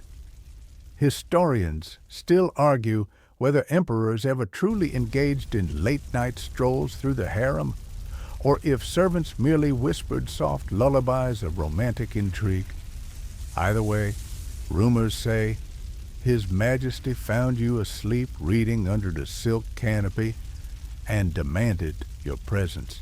Now, as you slide your legs off the crisp bedding, the memory of his warm breath and fleeting touch pulses through your skin. You rise and arrange your jade robe, recalling how his fingers trace the embroidery on your sleeve, studying each gold-threaded lotus motif as if it told a secret. A maid appears holding a basin of warm water scented with osmanthus blossoms.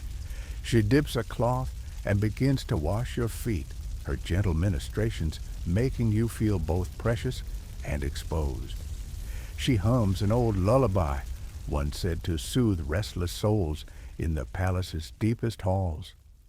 A fringed tidbit lingers in your mind. Some concubines believed that the emperor carried a vial of jasmine oil tucked inside his sleeve to anoint their eyelids, ensuring dreams of devotion. Historians still argue whether any oil beyond plain sandalwood was ever used, or if that's palace legend. By mid-morning, the harem's rhythms resume posture lessons, beauty rituals, verse recitations, yet your mind drifts to last night's encounter. You tape your hair back the metal pins, clicking softly as you twist emerald ribbons into intricate loops. A tutor examines your reflection in a bronze mirror and nods at your efforts, but you're only half listening. Below the courtyard's marble pathways glint in the sunlight reminders of steps taken yesterday when you faced Lady May's scrutiny. Now the cobblestones feel less like traps and more like a gilded stage ready for your next performance. You join the concubines in the garden pavilion for tea, the jade cups cradled between rouged fingertips. Conversation drifts to Consort Rui's rumored nighttime escapades. Some say she slipped into the emperor's private grotto under a moonlit guise, her laughter echoing like chimes in a dream. You sip carefully, the tea's bitterness grounding you. It's said that teas brewed with chrysanthemum and mint enhance alertness. During midnight meetings, another fringe practice that scholars debate for its authenticity. You tuck a loose thread under your sleeve, mindful that even the subtlest hint of extravagance can be twisted into scandal. Late morning, you're summoned to the emperor's sleeping chambers, a privilege that elicits gasps from fellow concubines. Only trustworthy favorites are allowed this proximity, and you still half expect a trap rather than tender mercies. The sleeping chambers lie beyond a carved mahogany door, its surface etched with coiling dragons. As you step inside, a golden glow from silk lanterns illuminates plush mats, incense smoke swirling like slow ghosts. The emperor reclines on a low dais palace, silk pillows cushioning his torso. His robe, deep crimson embroidered with phoenixes, cascades like molten flame. You hesitate at the threshold, feeling the weight of centuries of imperial rituals pressing on you. He watches you approach, eyes warm, yet guarded. A mainstream historical fact, Ming emperors sometimes held late audiences in private chambers to test a concubine's composure under the hushed cover of night. You bow swiftly, recalling that any hesitation can be interpreted as insolence. He beckons you forward with a nod and a silent flick of his finger. You step toward him, feeling breathy admiration, a flicker of terror, lofty emotions braided together like silk threads. "Your steps please me," he murmurs, voice low and intimate as he studies the embroidery of peonies on your skirt. You sink to one knee, offering a small box, a gift you brought, carved jade hairpins threaded with droplets of moonstone. In return, he reaches into his sleeve and draws a slender jade pendant, etched with his name and a poem about lingering blossoms. You wonder if it's real jade or just painted wood, a reminder that in the palace nothing is truly as it seems. Historians still argue whether such tokens designed to seal affection actually granted concubines lasting favor, or merely served as hollow symbols of political power. He holds the pendant between calloused fingers, his gaze softening. Without a word, he leans forward and drapes it around your neck, the cool stone pressing against your skin. Your breath catches. A faint smile creeps across his face, one that rarely graces court in daylight. In those few seconds, you feel as though you hover above jade terraces and marble lotus ponds. Yet, even that warmth carries a sting. This intimacy in darkness might evaporate by dawn. He gestures for a serving tray, and a maid steps forward with 2 porcelain cups of rare dragonwell tea, its fragrance like crushed emeralds. He pours gently 2 porcelain cups, then lifts one toward you. His proximity makes the tea steam swirl around your face. You inhale deeply, the warmth tingling the back of your throat. A joke flickers through your mind. Dragonwell tea could burn eyeballs as easily as lips. But you've trained to sip carefully lest you appear clumsy. We lean against silk cushions while he savors his tea, his eyes distant as if searching for answers in the swirling steam. You dare not break the hush that blankets the chamber, a hush that feels thicker than silk. At times like this, whispers say the emperor's dreams and decisions entwined with each concubine's presence. Scholars still argue whether those private sessions truly influenced state policy or served merely as a distraction from court politics. You cross your knees, careful not to spill a drop, mindful that spilled tea could ignite suspicion or jealousy among rivals. He studies you in silence, then asks softly, "Do you ever wish for freedom beyond these walls?" Your heart stutters. Freedom is a phantom beyond the palace gates, where peasant children chase kites and fishermen breathe salt air. You manage a soft laugh. "My place is here, Your Majesty. I find comfort in service." His lips curve an expression close to genuine amusement or a knowing tease. He shifts to a more vulnerable posture, one elbow perched on a silken bolster. "I've seen your prayers carved into your embroidery," he murmurs, referring to the verses you wove in section 3. Your hopes of sustaining beauty as time weaves lines across your face. Your chest tightens. It stings to hear that another can see past silk and jade to whispered uncertainties. You gather your composure, bowing your head. "My sole hope is to serve Your Majesty faithfully." A cold thrill of envy flashes through your veins as you recall how Lady May attempted to bait you with false ribbons. Yet here the Emperor's gaze holds perhaps the truest acknowledgment you've ever known. He reaches for a piece of cloud-like sponge cake on a porcelain dish, its sweetness redolent of honey and plum wine. "Taste this," he urges, offering the dish. The cake is warm, each crumb dissolving like petals on your tongue. "This was made by the head chef himself for me. I thought of sharing it with someone who understands the fragrance of night jasmine." You accept gratefully the pastry melting in your mouth, as if the night's hush had crystallized into sweetness. A servant enters with a small mirror and a stick of incense. The emperor traces a finger along your cheek, wiping away imagined specks of dust. Your skin tingles where his touch lingers, a warmth spreading like sunrise across your collarbone. Yet even as you savor the soft intimacy, you remember Section 6's bamboo corsets and Section 7's snapped hairpin, each trial that preceded this rare moment. In the palace, intimacy often doubles as leverage and fleeting affections can dissolve by waking light.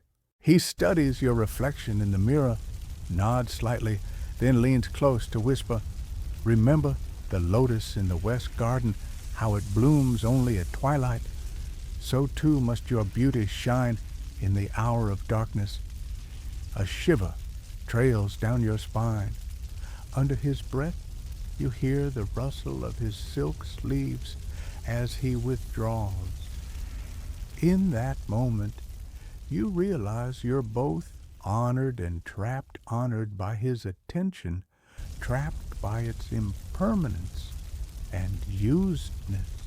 The lanterns dim as the emperor's samurai bodyguards slip into the chamber to escort him back to the central palanquin. You rise bowing until your forehead nearly touches the polished floor. When you lift your head, he's already halfway through the doorway, his silhouette bathed in golden lamplight. Your world tilts so small is his departure, yet so vast is the empty space he leaves behind. Later, you return to your chambers, the hush of midnight settling over crimson walls. A maid enters, placing a cup of warm goji berry tea on a lacquered table and draping a silken blanket over your shoulders.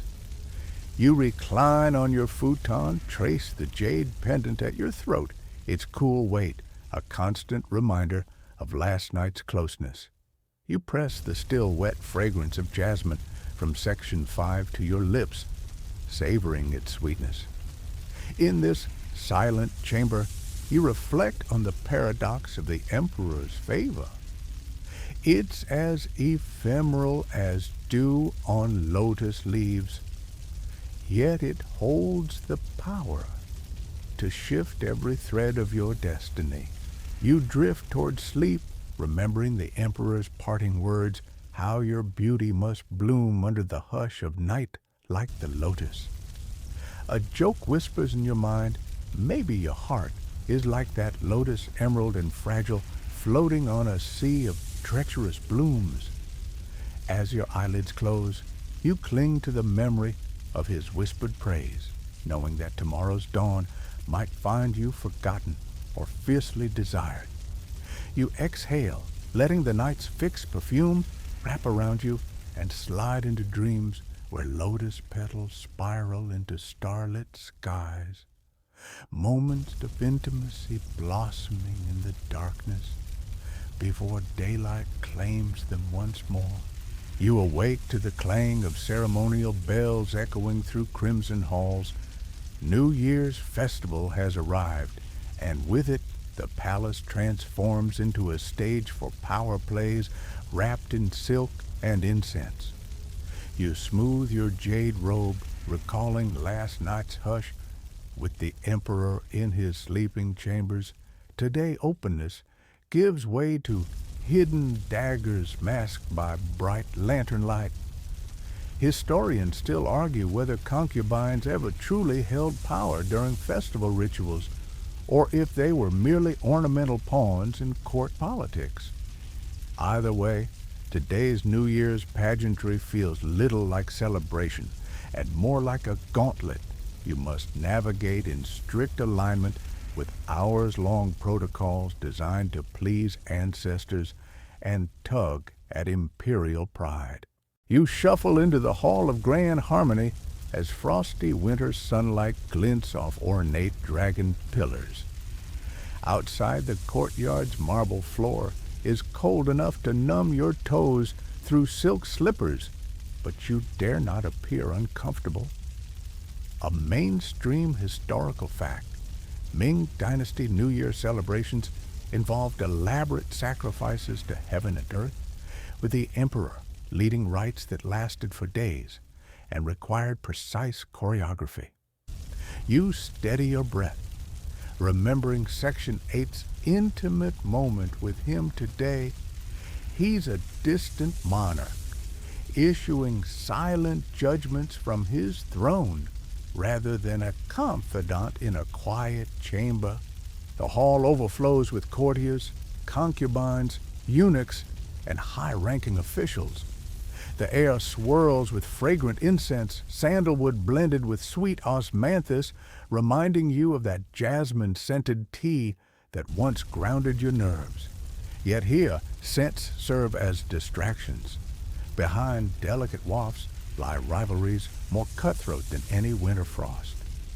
You stand among dozens of concubines, each bearing new silk gifts for the emperor-embroidered sashes, jade pendants, and ornate fans. You clutch a small porcelain box containing freshly baked mooncakes, its surface adorned with gold leaf blossoms. A joke flitters through your mind. Offering mooncakes in the winter seems like handing out beach towels in a blizzard, yet tradition demands it. As the emperor enters, his crimson robes blaze like a sunrise against the hall's gilded canopy. Courtiers bow so deeply their foreheads nearly scrape the polished marble, yet a few stand tall, choosing pride over prudence.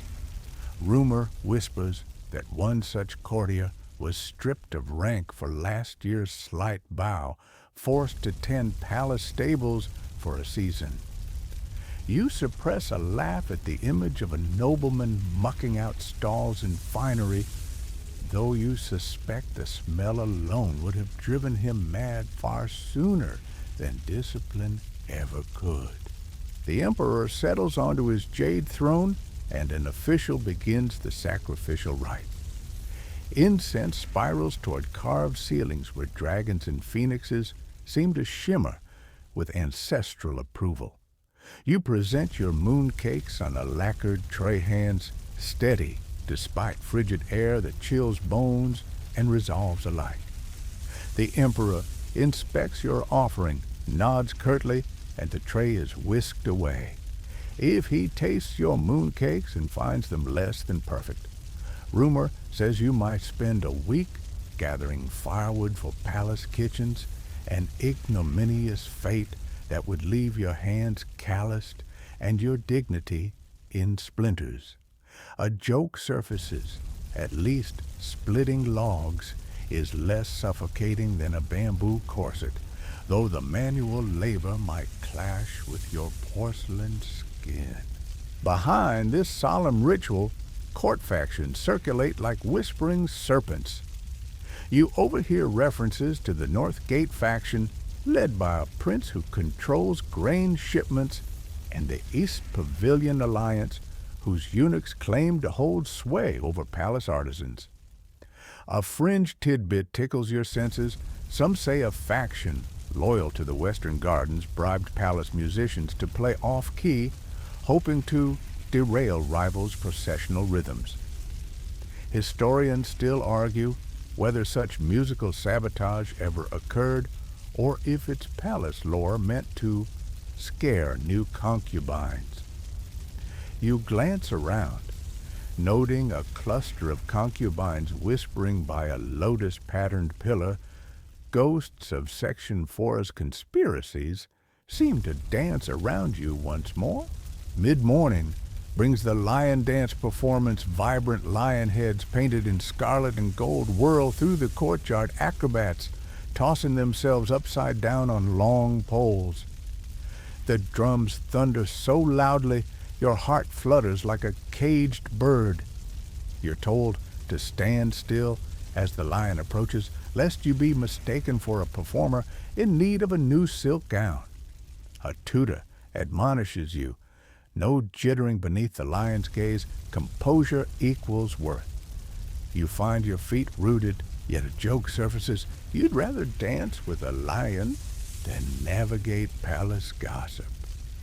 But this performance is mandatory and far less dangerous. After the dance, concubines are summoned to offer tributes to the Empress Dowager in her private or as private as any place can be in this palace chamber. You descend a staircase flanked by lotus-carved railings, recalling Section 6's lotus gardens, where a different kind of lotus blossomed under starlight. Today's lotus is carved in marble cold to the touch, but symbolizing purity.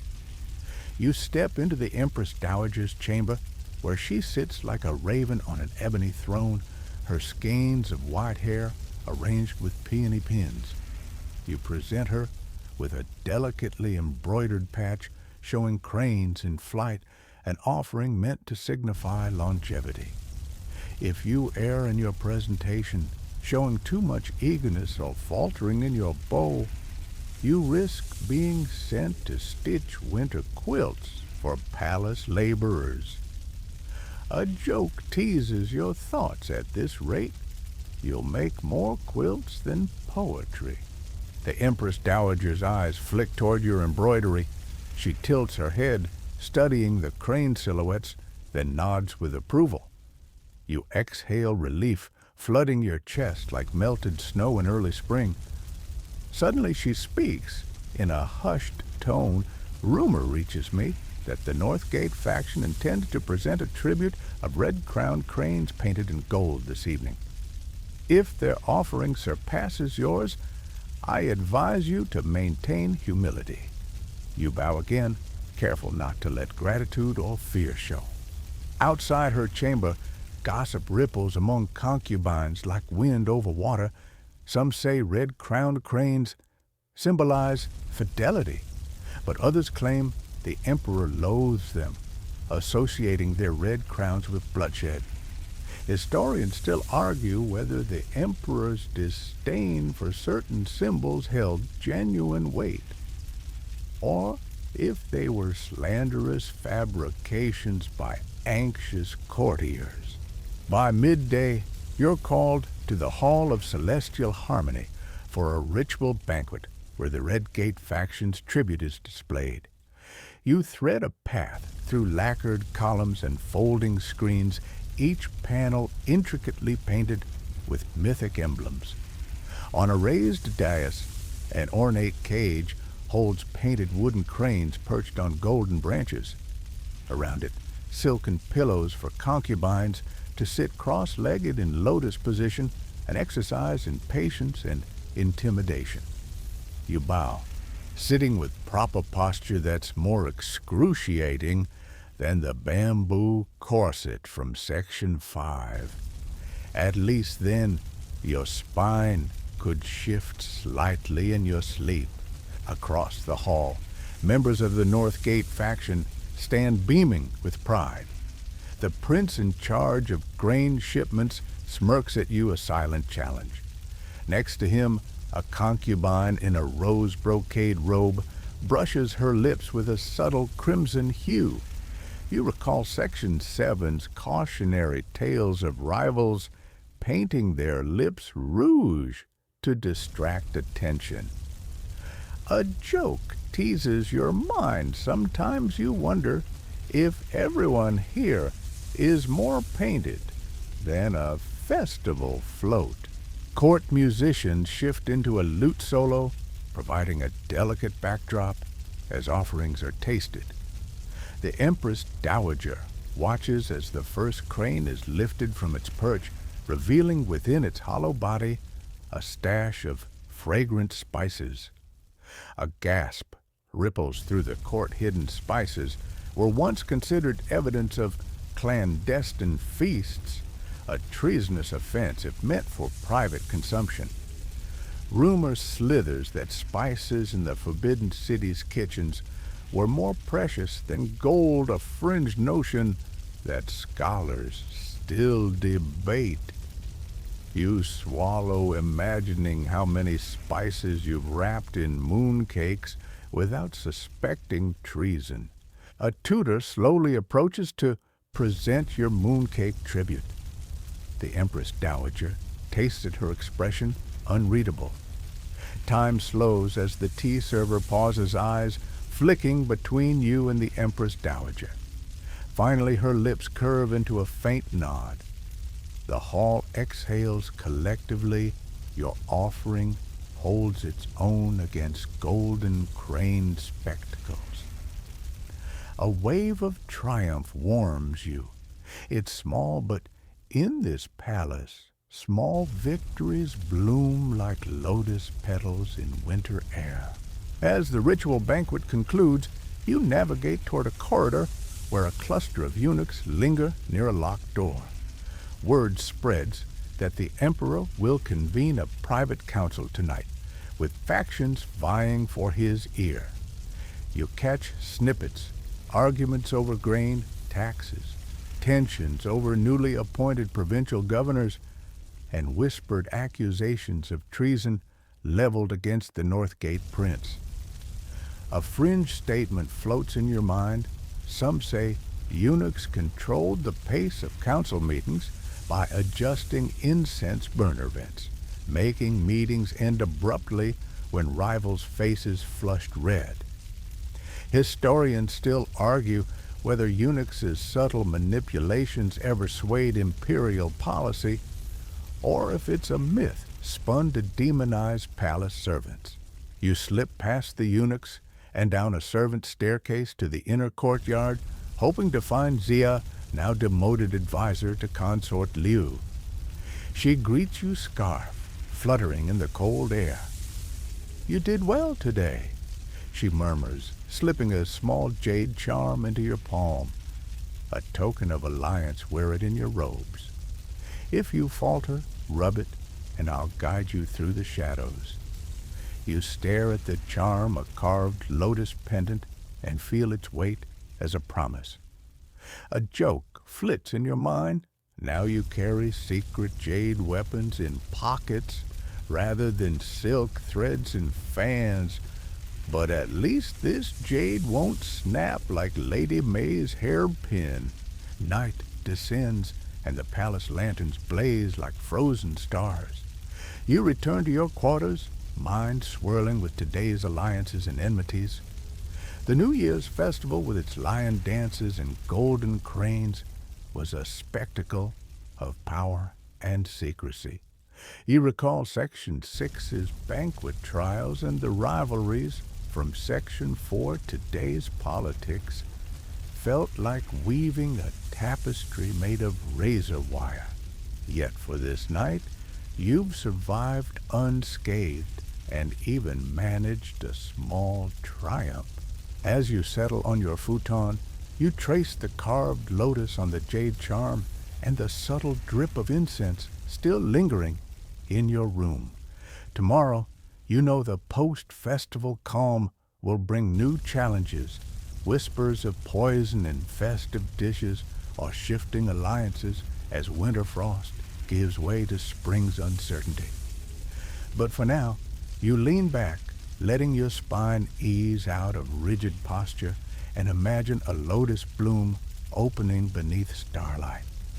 You picture Zia's whispered encouragement, hear faint echoes of lion drums, and feel the hush of imperial favor lingering like dew on petals. Outside, a distant nightingale sings an invitation to dream of freedom beyond palace gate.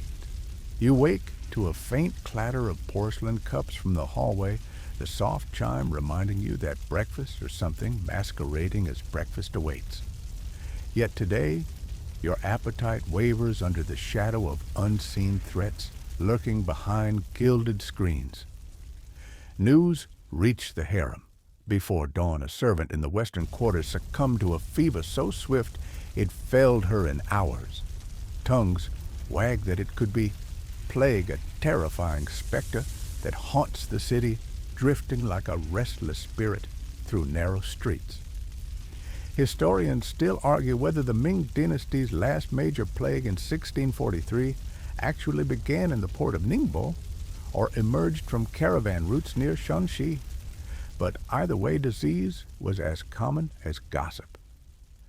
In the palace, whispers claim that illnesses, sometimes spread intentionally, slipped into sweet soups or embroidered into undergarments.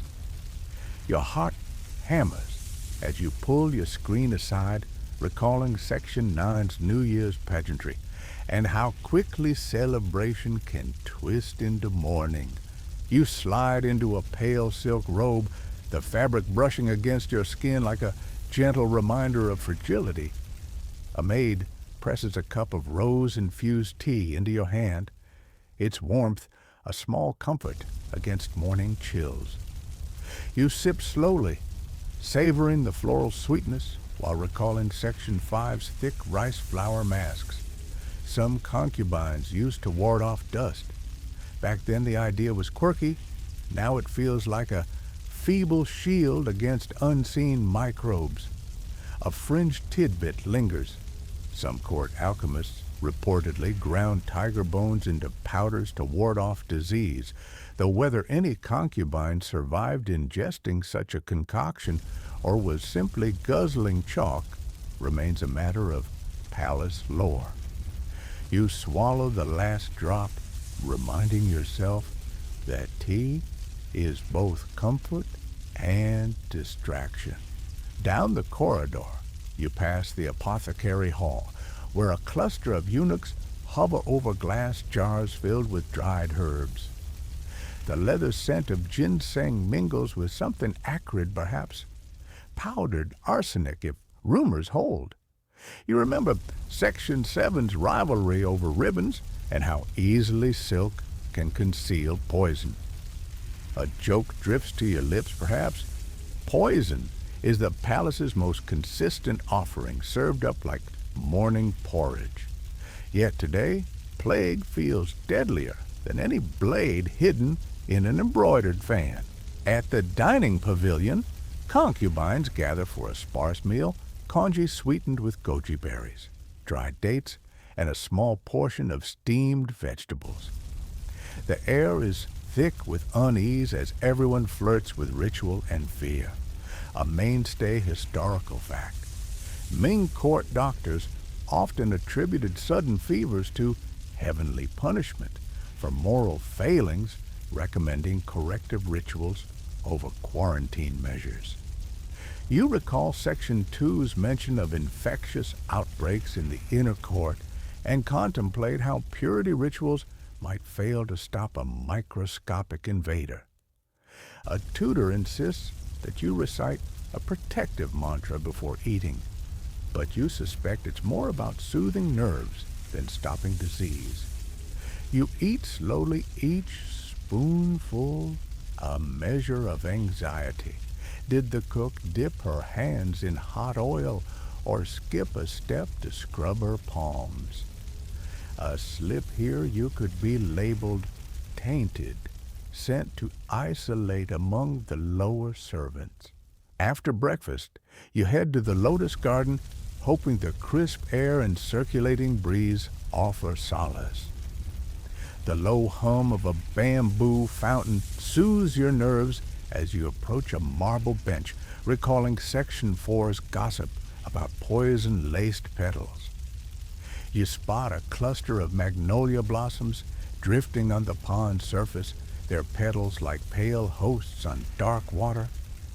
A tutor once claimed that magnolia petals boiled into tea could cure chills, though historians still argue whether their medicinal properties held any real potency or were merely traditional remedies passed down by anxious concubines.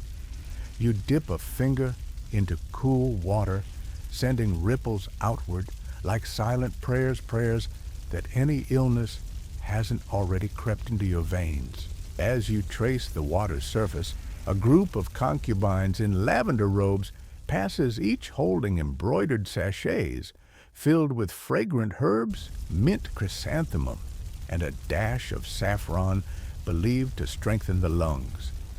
A fringe claim whispers through palace rumor.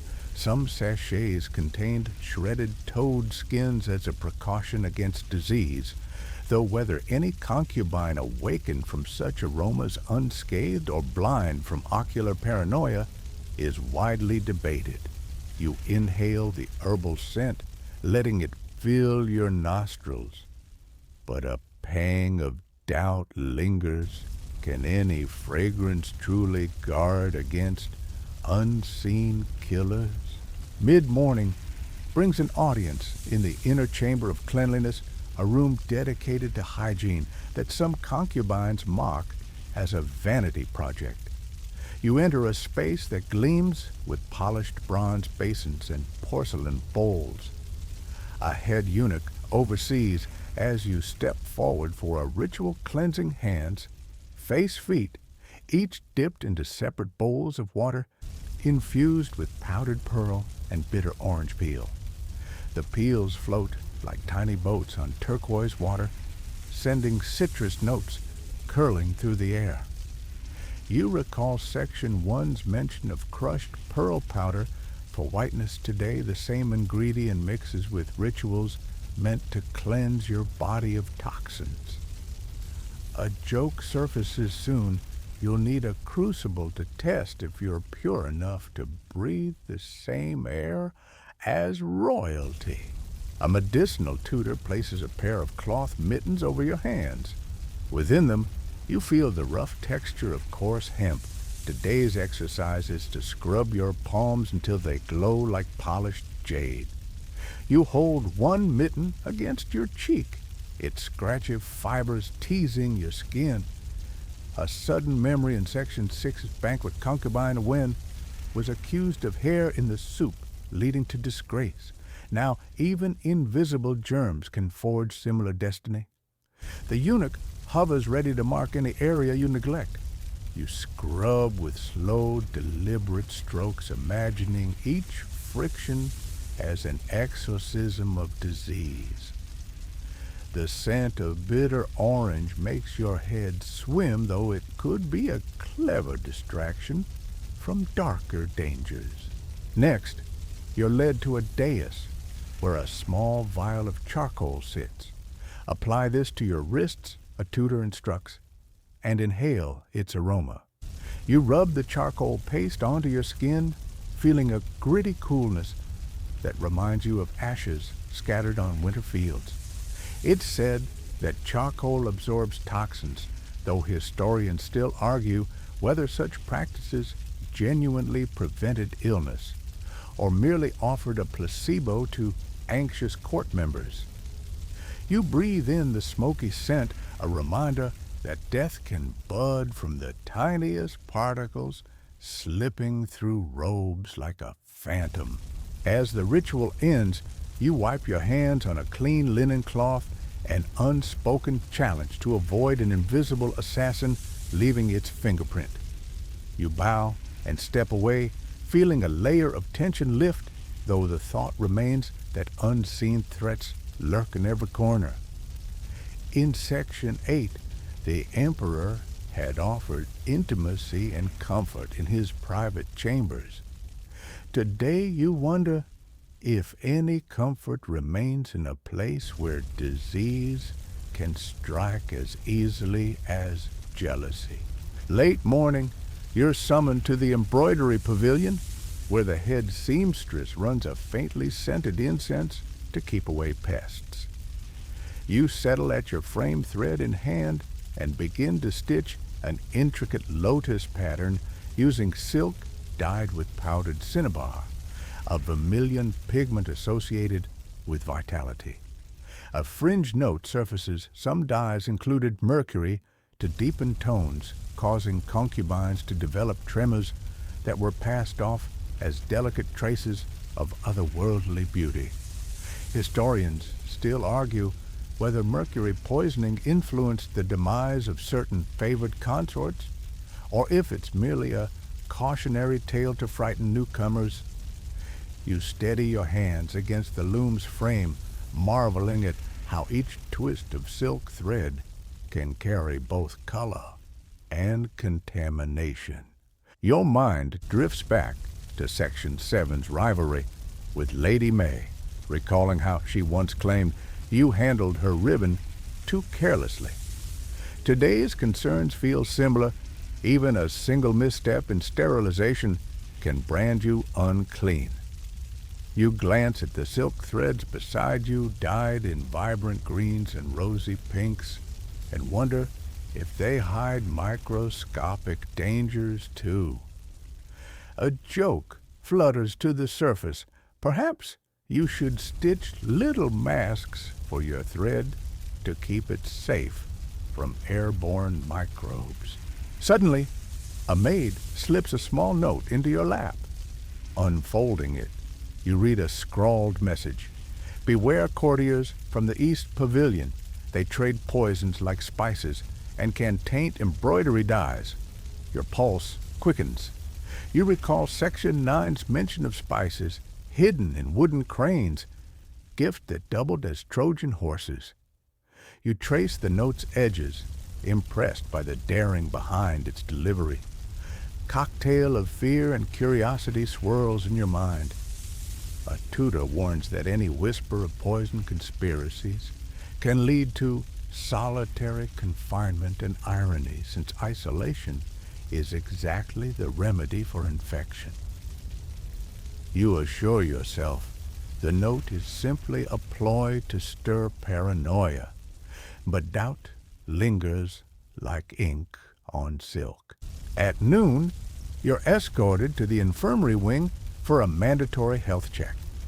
The infirmary walls are painted the color of muted jade, intended to calm patients' nerves.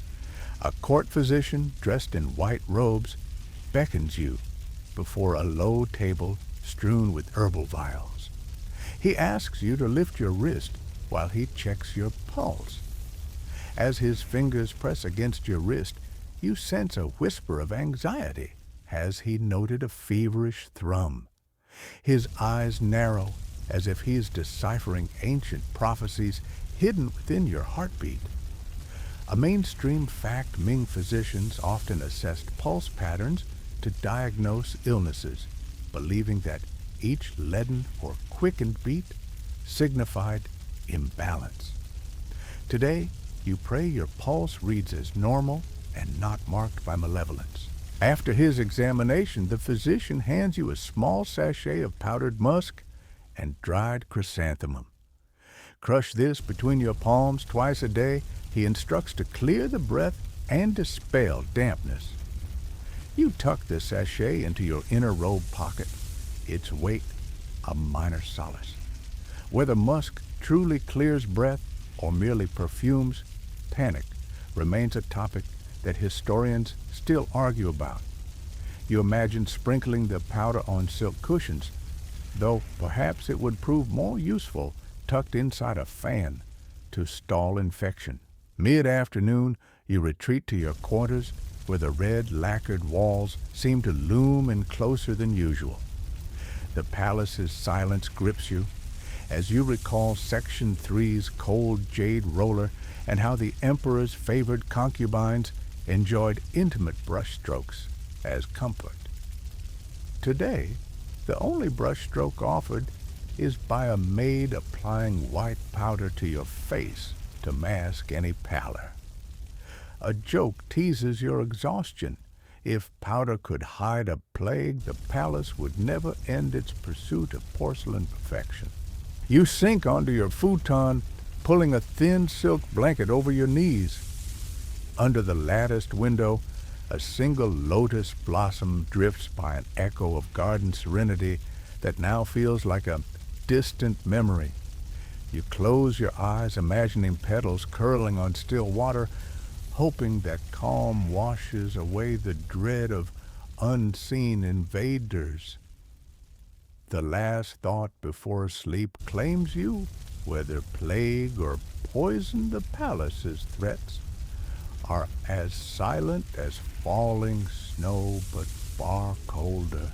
You wake to a dull ache in your abdomen, a relentless throb that pulses through every nerve like a war drum anticipating battle. Today, you will give birth in the heart of the Forbidden City, under the muted glow of pallid lantern light. Historians still argue whether palace births prioritize the emperor's status over the mother's safety, but your world narrows to a single corridor of pain and uncertainty. You steady your breath and adjust the thin silk kimono draped over your shoulders, noting how it does little to shield you from the cold marble floor. A maid offers you a cup of warm chrysanthemum tea. Its floral sweetness is meant to calm your nerves, though you can taste the underlying bitterness of fear in every sip. A joke flickers in your mind. If teas could dull labor pains, the palace would have replaced bamboo corsets with teapots long ago. As morning light filters through translucent screens, the Imperial antechamber transforms into a birthing chamber. A midwife kneels beside a low, sunken platform, its cushion lined with fresh crimson silk, meant to signify both auspiciousness and the blood that will soon stain its folds. Mainstream historical fact: Qing Dynasty palace midwives were rigorously trained in herbal medicine and Taoist breathing techniques, though some believe Ming palace practices were less standardized, relying on older folk remedies. Some court doctors debate whether those older methods saved lives or hastened tragedies. You feel a cold knot tighten in your chest. You recall Section 10's concerns about plague and poison. Today's threat is as primal as it gets, life and death entwined in a single moment. A low lantern hangs overhead, its flame flickering like a distant star struggling against the night. You clutch a carved wooden post with white-knuckled intensity, its surface smooth from centuries of previous hands, gripping it for support. A nursemaid whispers instructions in your ear. Breathe in, hold, push. You inhale, imagining lotus petals drifting on still water, then exhale in a burst of breath that rattles your chest. Pain ripples through you like wildfire. A fringed tidbit drifts in your mind. Some concubines reputedly chewed on powdered cinnabar to quicken labor, believing its red hue gave them strength. Historians still argue whether cinnabar's toxicity spelled relief or hidden peril. You grit your teeth as another contraction seizes you.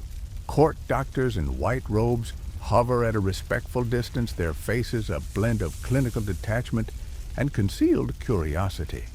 One holds a scroll reciting postpartum guidelines passed down from the Han Dynasty. Others murmur about dietary regimens they insist on: papaya broth to ease uterine swelling, while scornful of any concubine daring to crave beef soup, which they claim heats the blood. You recall Section 6's remark about banquets and recall how dishes once meant to please an emperor now carry new significance, nourishment, or hindrance. You wonder if a bowl of sweet rice porridge, once offered to you in fear of plague, would help now, or if it'd send you into convulsions. The debate between papaya and porridge lingers in the ante-room like incense smoke. A lantern's flame quivers as the midwife kneels and guides you through another contraction. Push, Liu, push. She murmurs, her hand steadying your hip. You grit your teeth, reminding yourself of the final lesson from Section 2: composure could mean the difference between a cradle at the emperor's side or a coffin in the back halls. Each breath is a pledge you will endure. You press with every fiber of your being. Pressure mounts, forcing tears behind your eyelids. A maid presses a cool cloth to your forehead, whispering a prayer to Guan Yin for mercy. You recall the fringe practice of splitting lotus stems to ease pain, a rumor so bizarre that historians still debate its origin. You swallow the thought, because there is no time for curiosity, only action. At last, a splash of sound emerges, a new life's first cry, piercing as a sharpened blade. You taste blood and sweetness, realizing that life and pain have fused inextricably. The midwife lifts a small bundle swaddled in crimson silk. You catch glimpses of tiny fingers curled like lotus buds. A noise escapes your lips, equal parts relief and wonder. Tears slip down your cheeks as the world tilts. A court doctor approaches, checking the newborn's vitals. Heart beats strong, eyes clear. She is a daughter destined to remain in the palace, or depending on the emperor's will, perhaps never to be seen. Historians still argue whether palace-born daughters ever truly fared better than concubines who came from peasant villages. Some say the blood of the emperor's line guaranteed favor, while others note that daughters often lived in gilded isolation or were given in political marriages. You wonder where fate will lead this tiny life that emerged between silk and stone. While you collapse back on the platform, drained as if you've run a marathon without shoes, nurses wrap you in a swaddle of soft linen. A nursemaid gently positions you so that a delicate jade roller can be brushed across your face, purported to reduce postpartum swelling. You welcome the cool touch, though. A joke flits through your mind. Jade rollers may smooth skin, but they can't smooth the anxiety lodged in your heart. Another doctor leans forward with a bitter orange poultice to place on your abdomen, claiming it will restore energy by warming depleted blood. You wince as citrus scent fills your nostrils. Historians still debate whether such poultices genuinely aided postpartum recovery, or if they were simply an excuse for concubines to smell faintly like grocers' stalls. A tapestry behind you ripples as the emperor enters his robe, a cascade of crimson and gold that gleams like molten flame. His gaze flicks to your exhausted face and then down to the infant cradled in his arms. He tilts her gently as though assessing the quality of his heir or daughter. A mainstream fact male heirs were rare for concubines. Most births were daughters, leading some to call this a day of good but guarded tidings. If she is a boy, she will be whisked away to the inner palace and raised under eunuch guardianship. If she is a girl, her future will be curtained behind palace walls, perhaps destined to be a political pawn. You recall Section 9's New Year's gifts, where symbolism carried weight, and realize that every birth is a gift and a gamble. He steps forward, holding a porcelain cup of rose water, and dips his fingers to gently wash the baby's face. The infant coos as if enchanted by the emperor's touch, an eerie echo of devotion. He studies her face expression unreadable, then draws a jade comb from his belt. With meticulous care, he runs it through her wispy hair, laying each strand in place. A joke flits into your mind. He combed her hair before checking your needs, but perhaps his priorities reflect cosmic order. You watch, heart fluttering, as the emperor pronounces softly, "She shall be known as Princess Shuyu." The court echoes the name. Shuyu means pure jade, an irony considering the palace's hidden dangers. A tutor kneels and teaches you the prescribed postpartum regimen. Breast milk must be tested by a servant to ensure purity. Any sign of impurity could have led to accusations of witchcraft or maternal unfitness. Historians still argue whether any concubine's milk was truly tested or if that ritual merely served to humiliate new mothers further. A nursemaid drapes a simple jade amulet around the infant's neck, meant to guard against evil spirits. You let yourself smile, jade may ward off demons, but you pray it also wards off neglect. The emperor turns, brushing a finger across your brow. Rest now, Shuyu's mother. The palace will care for you. Tomorrow, you shall resume light duties, proof that life here waits for no one. His words sting with both command and comfort. You want to tell him that your body feels as if 1,000 shards of porcelain lie beneath your skin, but you only nod, head weighted like a drooping lotus. In this moment, you feel vulnerable, yet honored by the emperor's attention, vulnerable to the court's next maneuver. As he departs, lantern light dims, leaving you cradling your newborn in an aura of soft glow.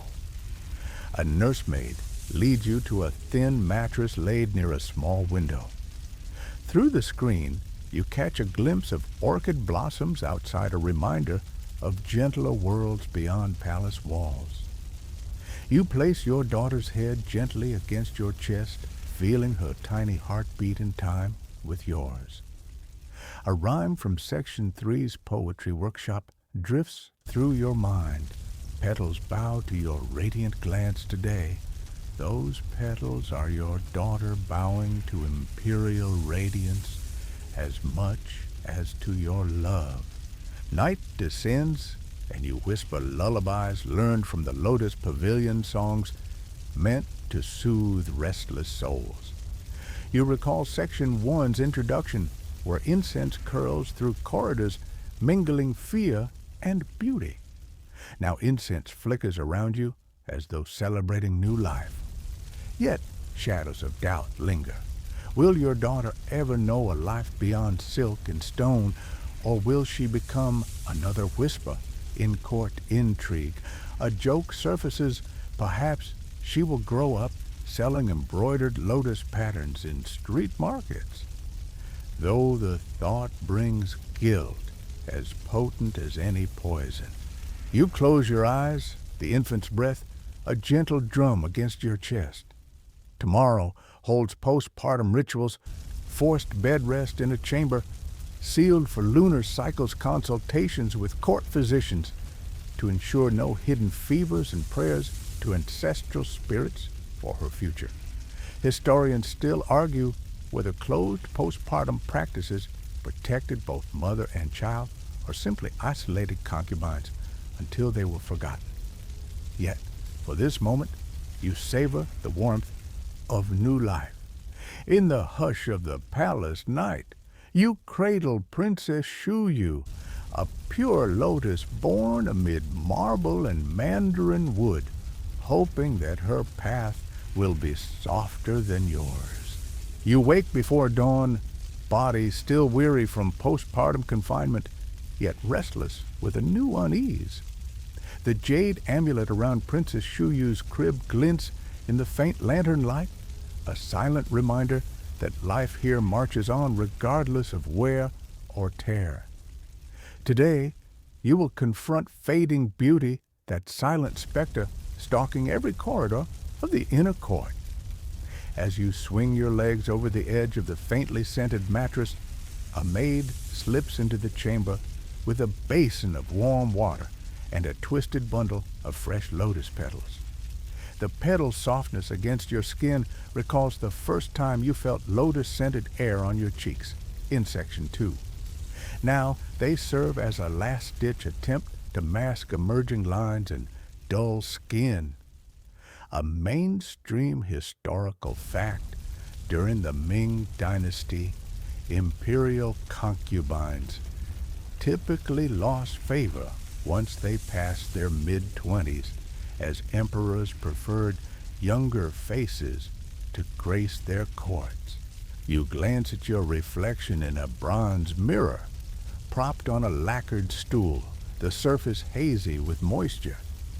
Your cheeks, once smooth as peony petals, in Section 5's beauty rituals, now bear faint shadows of fatigue and faint lines that didn't exist mere months ago. A maid guides your hand to rub the warm water and lotus paste over your jawline, murmuring, "Dove's egg whites provide gentle tightening if you dare try it." A fringed tidbit flits through your mind. Some concubines reputedly crushed dove's eggshells and blended them with rice wine to craft a paste, promising to smooth wrinkles. Though historians still debate whether any lineage of finer skin ever emerged from such an odd concoction, or if it merely cost young women fragile necks from bending over vats. You suppress a shudder. The idea of applying crushed shells to your face feels as precarious as balancing jade hairpins on a high shelf. Yet the fear of aging here is relentless. One flicker of a wrinkle and gossip stirs faster than lotus blooms in spring. After your bath, you draw a robe of muted jade broth silk around your shoulders and shuffle toward the dressing table. A tutor kneels beside you, holding a mirror, so you can assess your reflection head on. Your skin shows the faintest dullness. She whispers, her voice as soft as a falling petal, but brittle as porcelain. Continue the rice flour paste morning and night. I recommend starting pea pod oil massage on your temples to ward off early graying hair. You nod, the tutor's words weighing on you like a hidden stone. You think back to Section 8's tale of the Emperor's nighttime praises then. Tonight, would he still notice you at all? In the courtyard, concubines gather for a scripture recitation ceremony. You join them along the marble path, the cold stone chilling your silk slippers. A flute's gentle trill weaves through the pre-dawn haze. A young concubine from Section 7's Lotus Garden Rivalry glides past, her skin still luminous and unlined. A quiet pang tugs at your chest. You recall how in Section 11 you held your newborn daughter, marveling at new life. Today, that wonder mingles with dread. Your own life is slipping by, marked by faint shadows in the mirror. A court official steps to a pedestal, his voice steady as he recites a classic excerpt from the Book of Changes. You join in, your voice quivering until it steadies into a soft hymn. Historians still argue whether concubines used these recitations to cultivate inner strength or merely perform them as outward signs of piety, to please eunuch overseers. Either way, every note you utter carries a measure of vulnerability. Each recitation exposes you to judgment, not just for your tone, but for the faint hollowness in your eyes, evidence of sleepless nights and relentless duties. After the ceremony, you drift toward the West Pavilion. Along the jade railing, morning dew glistens like fallen stars, and a priestess sprinkles rice water over a statue of Guan Yin. You pause to cup a splash on your forehead, whispering a silent prayer that your face might hold its shape a bit longer. A rival concubine, her hair still unspotted by gray flicks, a glance at you, her expression unreadable. Memories of Section 4's whispered alliances swirl. Perhaps she will use any sign of aging to push you further into the shadows. You force a polite nod, letting the dew's chill mingle with your anxiety. In the early morning, you return to your quarters to change into your work attire, simple pale blue silk robes reserved for concubines of middle rank.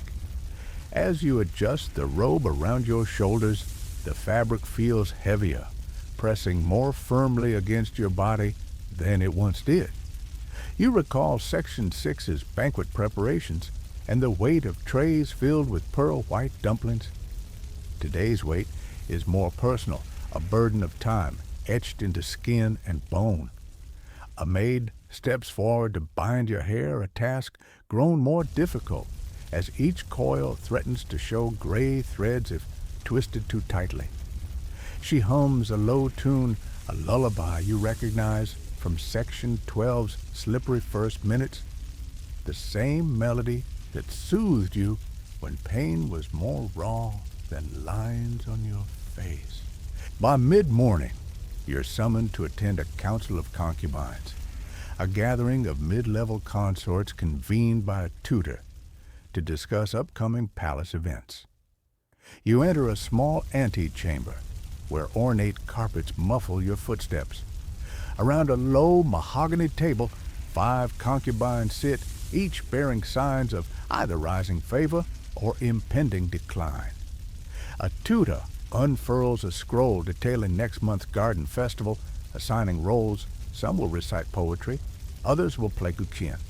You are assigned to lead a verse recitation dedicated to lunar deities, a role both honorific and precarious. Any slur could be cited as evidence that your mind has grown slippery with time. You sit cross-legged on a cushioned, hands folded in your lap. The tutor's gaze sweeps over you, one brow raised ever so slightly, as though calculating how many seasons remain in your favor. A joke simmers at the edge of your lips. Perhaps you should recite your own elegy to youth, if only to comment on how beauty here is a fleeting currency spent faster than a concubine's wrist bangles.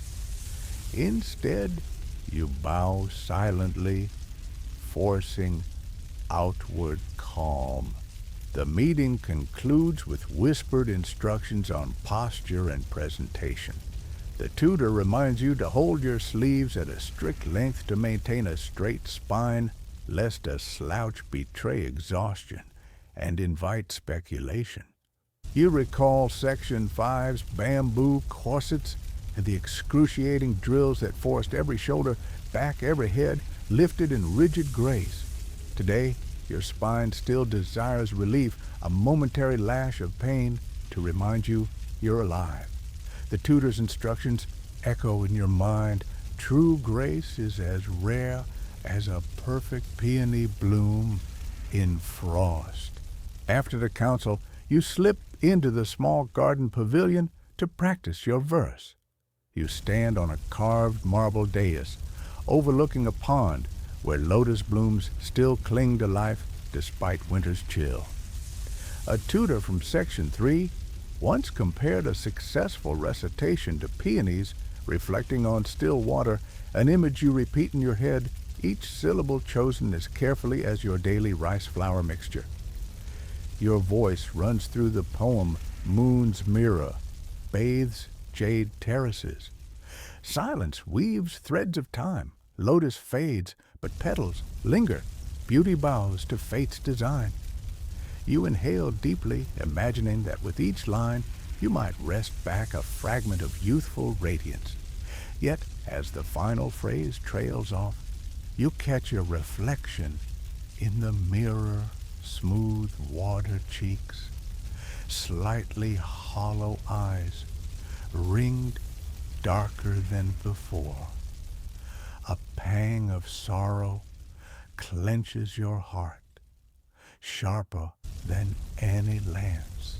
Suddenly, you sense movement behind you. A young concubine as luminous as dawn stands at the edge of the dais, her voice lilting as she recites another poem, one celebrating burgeoning beauty and eternal favor. You listen, noting how her voice rings clear, untrailed by fatigue. You imagine your own voice like a fragile reed bending under cold winds. Historians still argue whether recitations in the harem were genuine expressions of devotion or merely practice performances elevated by tutors to maintain appearances. Today, performance and reality blur. You are left questioning if your recitations are verses of the heart or echoes of a fading echo. A cold breeze stirs the lotus petals, and you shiver despite your layers. You glance at the young concubine's face, unyielding, smooth as porcelain. A smile tugs at your lips, melancholic yet wry. She will be the next favored face, while your portrait will slip into memory like a sketch in fading ink. But you hold your head high, recalling the lesson from Section 7's rivalry. Sometimes eclipsing your own envy with grace can carve unexpected niches. You bow to the younger woman, acknowledging her presence as one might acknowledge a sunrise you cannot hold. She offers a polite nod in return, lips pale pink like fresh plum buds. Late morning draws you back to the inner court corridors, the jade tiles gleaming with midday sun. You pass the Hall of Harmony, where concubines peer through latticed windows at palace laborers carrying exile-bound consorts away. A chill courses through you. Aging here can catapult you into exile or shackles you to obscurity. You recall Section 9's lion dances and Section 10's plague rumors. Each event felt like a marker of mortality. Today's is no different, a reminder that youth's fragility can turn courts into ashes. In the afternoon, a court physician summons you to the apothecary hall for a wellness check. You arrive to find stacks of herbal jars and steaming pots bubbling with concoctions. The physician examines your pulse and wrists, then fusses over the faint hollows beneath your eyes. Your energies wane, he says, furrowing his brow. Continue the ginseng-infused rice congee and apply the powdered pearl paste at dawn. Begin citrus poultices for circulation. You nod, though a part of you wonders if these treatments merely swap one palate for another. Aging lines for nutrient injections. Shadows for luminous powders. He presses a vial of rose water into your hand and instructs you to spritz your face throughout the day to maintain a fresh glow. You marvel at the irony prisoned behind cedar lattices. You chase reflections in water and rosewater, searching for a face that can no longer hide time's passage. A joke flickers. Perhaps your next portrait should feature a mask of translucent jade rather than your true visage. Yet you tuck the vial into your sleeve, determined to use every tool you can to slow the tide. By late afternoon, you find yourself in the lotus garden once more, this time to witness a demonstration of herbal distillation. A court apothecary sets a bronze urn over charcoal, pouring in chrysanthemum and honeysuckle to craft a fragrant steam said to refine complexion. A fringe practice whispers through your mind. Some concubines inhaled this steam until they fainted, believing fainting signified a union with divine beauty. Historians still argue whether fainting during distillation was a mark of worth or merely a perilous dalliance with unstable vapors. You step close, the fragrant steam curling around you like warm silk, reminding you of Section 12's opening lotus bath. Today, steam replaces petals, a vaporous attempt to forge youth from water and herbs. As twilight descends, concubines begin to gather for the evening ritual of shades, a ceremony where aging concubines offer incense and recite prayers for continued favor. You steady your breath and approach the sanctuary steps, the jade columns shimmering under flickering lanterns. A tutor hands you a porcelain censer filled with sandalwood and sweet osmanthus. You lift it to your lips, inhaling deeply, letting the smoke drift upward like a ghostly ladder to heaven. A mainstream fact incense offerings were believed to purify one's spirit and perhaps cloak the scent of age and aromatic armor in a realm where favor is fickle. You bow 3 times each bowl, an admission of impermanence. You recite softly, moon wanes, yet draws new. Stars fade, but light returns. Petals fall, yet roots cling fast. Let favor bloom ere night's curtain falls. Your voice echoes through the corridor, a whispered promise to defy time's slow drift. You recall Section 11's birth, where new life shone bright. Now you offer a prayer for your own reign, however fleeting. After the ritual, concubines drift into the night, like drifting smoke, their laughter mingling with distant drums from the central courtyard. You linger by a lotus pond where petals tremble in the gentle breeze. Your reflection shimmers in the water, rippled by unseen currents. Age has textured your face with subtle lines, a world of stories both joyful and sorrowful. A rival concubine from Section 7 emerges from the shadows offering a curt smile. You nod in acknowledgement, sharing a moment of solidarity that defies whispered rivalries. As you gather your sleeves and turn toward your quarters, you catch a final glimpse of your reflection, cheeks softened by tinted rice flour paste hair interspersed with silver, and eyes still filled with quiet determination. A joke surfaces. No pearl paste or lotus steam can erase these lines, but they stand as testament to every trial you've met. Birth, intrigue, resilience. The palace's red walls and jade halls have shaped you, and now you shape them with presence and quiet endurance. You enter your chamber, the lantern flickering in welcome. A maid kneels to place a jade hairpin at the edge of your wash basin, a gift from Shia that promises guidance if whispered prayers falter. You run your fingers over its smooth surface, then trace the faint lines on your face in the mirror. Today, you accept that aging is an inescapable palace rite, as certain as ritual baths or rivalries. The final thought, as you settle onto your futon time, may steal your youth, but no shadow can steal every thread of your spirit. Outside, the nightingale's song drifts through latticed screens like a lullaby for weary hearts, reminding you that even as cheeks fade, spirits can continue to bloom. You awaken to silence creeping through your chamber like a ghostly sigh, the once familiar rustle of silks and soft footsteps replaced by nothing but the faint echo of your own breath.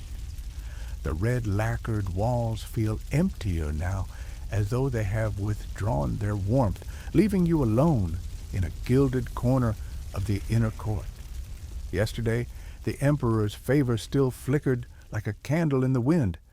Today, his gaze has shifted, drawn to fresher peony blooms in brighter robes. Historians still argue whether emperors retained affections for concubines beyond 2 or 3 seasons, or if those seasons were cut even shorter by capricious whims. Either way, your world tilts now that you've lost that ember of warmth. You rub the sleep from your eyes and sit on the edge of your futon, noticing how the jade hairpin Shah gave you from Section 12 lies untouched in a porcelain holder. Once, it was a promise of protection. Now, it feels like a relic of an older hope. A maid knocks softly, entering without her usual hush of enthusiasm. "Your tea, concubine Liu?" she murmurs, placing a small cup of warm jasmine leaf infusion on the lacquered side table. You sip, letting the floral notes settle on your tongue. though its sweetness tastes slightly sour today, a reminder that even tea can't sweeten palace politics. In your reflection on the bronze mirror, you see your face framed by hair still threaded with silver from Section 12's rituals. The faint lines near your eyes, once barely there, have deepened into companions you can no longer deny. A fringed tidbit resurfaces. Some concubines attempted to conceal age by mixing crushed jade dust into their rice flour paste, believing jade's mystical coolness would chill wrinkles into oblivion, though historians still argue whether jade dust ever did more than give complexions a chalky sheen. You tilt your chin, forcing a smile at your reflection. The effect might be more porcelain doll than youthful blossom, and at least dolls don't need sleep. At mid-morning, you step into the icy corridor, paper-sleeved robe brushing against your ankles. In earlier sections, those corridors buzzed with purpose. Concubines scurried to recitations, tutors rattled off verse, and eunuchs darted past like shadowy origami. Now, eunuchs glance your way with mild curiosity, as if you're an artifact displayed for observation rather than a participant in court life. You glance back at the 9-dragon screen you passed in Section 1, its mosaic dragons seeming to sneer down at you. A joke flits through your mind. Maybe those dragons are staging an intervention for your dwindling radiance. You're summoned to the silent quarters, a sequestered wing reserved for concubines who have fallen from favor. It's an array of empty chambers and cold marble. Once it hosted the Jasmine Pavilion, where Section 2's poets recited verses under blooming vines. Now the vines have withered, and the chambers stand like vacant shells. A tutor ushers you in, voice hushed, but firm. No entourage, concubine lieu. Proceed alone. You nod each step, echoing through the vast walls. A mainstream historical fact, Ming Dynasty concubines who lost favor were often withdrawn to lesser quarters. Their duties shifted from ornate ceremonies to menial tasks or isolation. Some never returned to the inner court again. Inside your new chamber, a single futon awaits draped in plain silk instead of rich brocade. The porcelain vases you once used for lotus petal baths in Section 10 have been replaced with unadorned bamboo basins. A tutor delivers a small stack of linens and a cup of plain rice water. Your breakfast, he says, offering neither comfort nor encouragement before drifting away. You bow and take the cup its warmth, a feeble solace. A joke buzzes in your mind. Perhaps you could market plain rice water as the palace's latest slimming brew, slim as walking shadows. You move to the window, peering through a screen at the inner court gardens, where Section 9's lion dancers thundered and Section 12's floral distillations perfumed the air. Now only stillness reigns. A few stray koi glide in the pond below their scales, dull against the lotus stems that hang limp for winter. You gaze at the water, imagining past scenes, the rise of festival lanterns, your delicate steps in lotus-scented fog, the emperor's shadow trailing yours. Now that shadow has vanished, leaving only ripples you can't catch. Your first task in isolation is to assist with mundane chores, sweeping fallen petals from the courtyard, folding plain white silks for junior servants, and delivering messages to the outer kitchens. A concubine is no longer defined by ornate robes and jade hairpins, but by her willingness to endure humility. You start by grabbing a straw broom, the rough fibers scratching at your palm. A maid, formerly your companion in Section 6's banquet preparations, glances at you with thinly veiled pity. She says, "You've been missed in the inner court, but I suppose fate has other plans."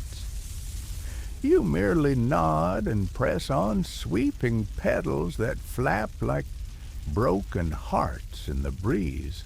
By midday, you find yourself in the laundry hall, a dim room where junior servants punch at bales of soiled linen. You kneel to scrub a tangle of crimson robes once belonging to a favored concubine. Each scrub stroke releases threads of scarlet dye into the water, turning it as red as dragon's blood. A fringe practice drifts into your mind. Some concubines once soaked robes in charcoal to hide stains of scandal, an odd tactic that historians still argue might have encrypted secret messages into garments. You dip the scrub brush in the dye-stained water and scrub harder, imagining you're erasing more than just laundry stains. A joke surfaces, perhaps. If you scrub hard enough, the walls will scrub away your past missteps too. In the afternoon, you're tasked with cataloging scrolls in the library annex, a dusty collection of poems and treatises no one visits anymore. The dim light flickers as you leaf through brittle pages, words from Section 2's poetry recitations echoing in your mind. Lotus fades, but petals linger. Here the scrolls linger like forgotten souls. A tutor instructed you to find scrolls praising aging concubines' wisdom, but your search yields only verses from Section 3's blossoming poets and Section 11's lullabies for infant Princess Shuyu. You stack them neatly, but each folded page prickled your heart. The library is a kind of tomb for voices no one remembers. Late afternoon, cold tendrils creep into the silent quarters. You retreat to your chamber and sit cross-legged on your futon, holding a small jade roller, sharp pressed into your hand back in Section 12. The roller's cool surface whispers promises of soothing your cheeks that now bear more weight than youthful curves.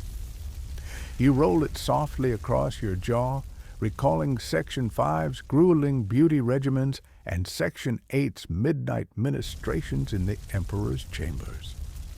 Now, the faint pressure of jade feels more like a distant rumor than a real comfort. A maid brings a modest supper-plain millet porridge with a scattering of dried goji berries. You sip it slowly, remembering the stark contrast to Section 6's sumptuous banquet, where every dish teetered on the edge of excess. Here, porridge tastes like survival. You recall a fringe rumor some concubines once hid pearls in their porridge to smuggle them out of the palace. Historians still argue whether any pearls ever made it past the gates or ended up sinking to the bottom of a basin. You chew a berry and imagine your own escape-swallowed jade pendants hidden in your sleeve and become a beggar poet reciting verses on distant roads. The thought brings a fleeting grin, but as you swallow, hope tastes bitter. Night drapes the silent quarters in deep indigo. You clutch a small scroll in your hand. Section 7's poem about snapped hairpins and fragile loyalties, scribbled in a secret code you and Jia devised. Under the flicker of a single oil lamp, you trace delicately written lines. Once flames flickered beneath crimson walls, now shadows echo where laughter falls. A heart's bloom withers in silent halls, yet roots of jade endure through all calls. Your voice whispers the lines, each syllable a quiet affirmation that even in isolation you persist. A joke drifts through your mind, roots of jade endure, but sometimes jade auctions do wonders at relieving heavy hearts.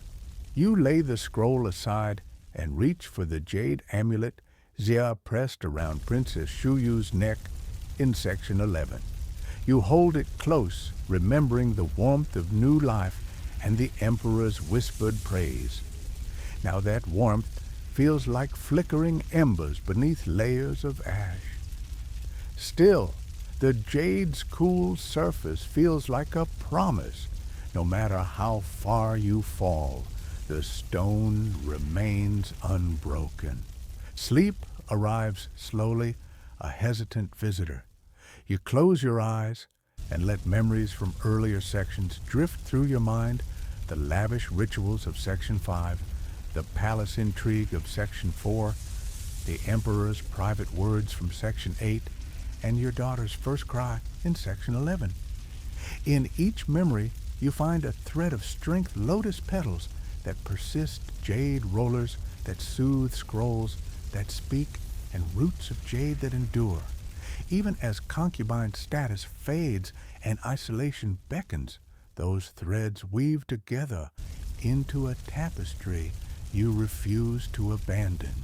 As you drift into sleep, you imagine walking through the Forbidden City's silent passageways at dawn, slippers soundless on marble curtains fluttering like dry leaves. You might no longer hold the Emperor's favor, but you still hold your dignity. A fragile blossom, blooming in frosty air. Outside, a lone nightingale sings its solitary tune, wrapping around red walls and reflecting in empty ponds. You press your palm to the jade amulet, letting its cold solidity anchor you. In the hush of the silent quarters, you resolve that isolation won't crush your spirit. Instead, it will refine you like jade through pressure. You wake before dawn to the harsh clang of an iron bell echoing through the silent quarters. A terse summons arrived last night, a curt note from a eunuch declaring the Emperor's will. Today, you are to be sent into exile at a remote estate beyond the capital's walls. You long for lotus petals or jade rollers to soothe the ache in your chest, but there's only the bitter taste of regret. As you gather your few belongings, cracked jade amulet, a tattered scroll of Section 13's poem, and a handful of rice flour paste, you feel the weight of powdered pearl rubbing off onto your fingertips, as if your fading beauty, once meticulously cultivated in Section 12, has concretized into chalky residue.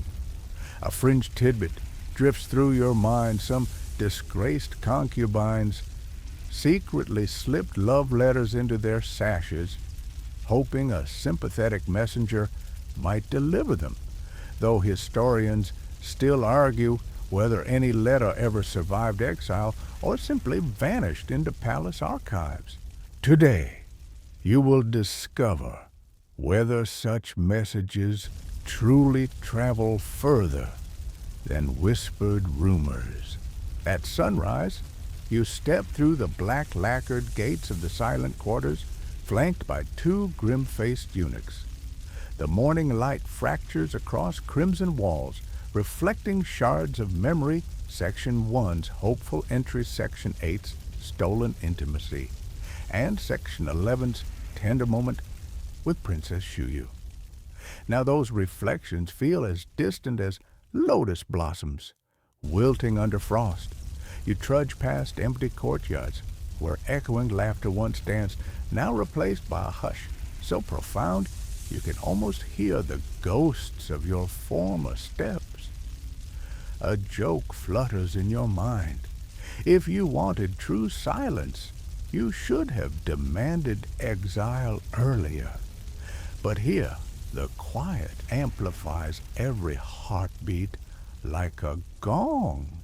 The eunuchs herd you into a sedan chair, its red lacquer dulled by dust.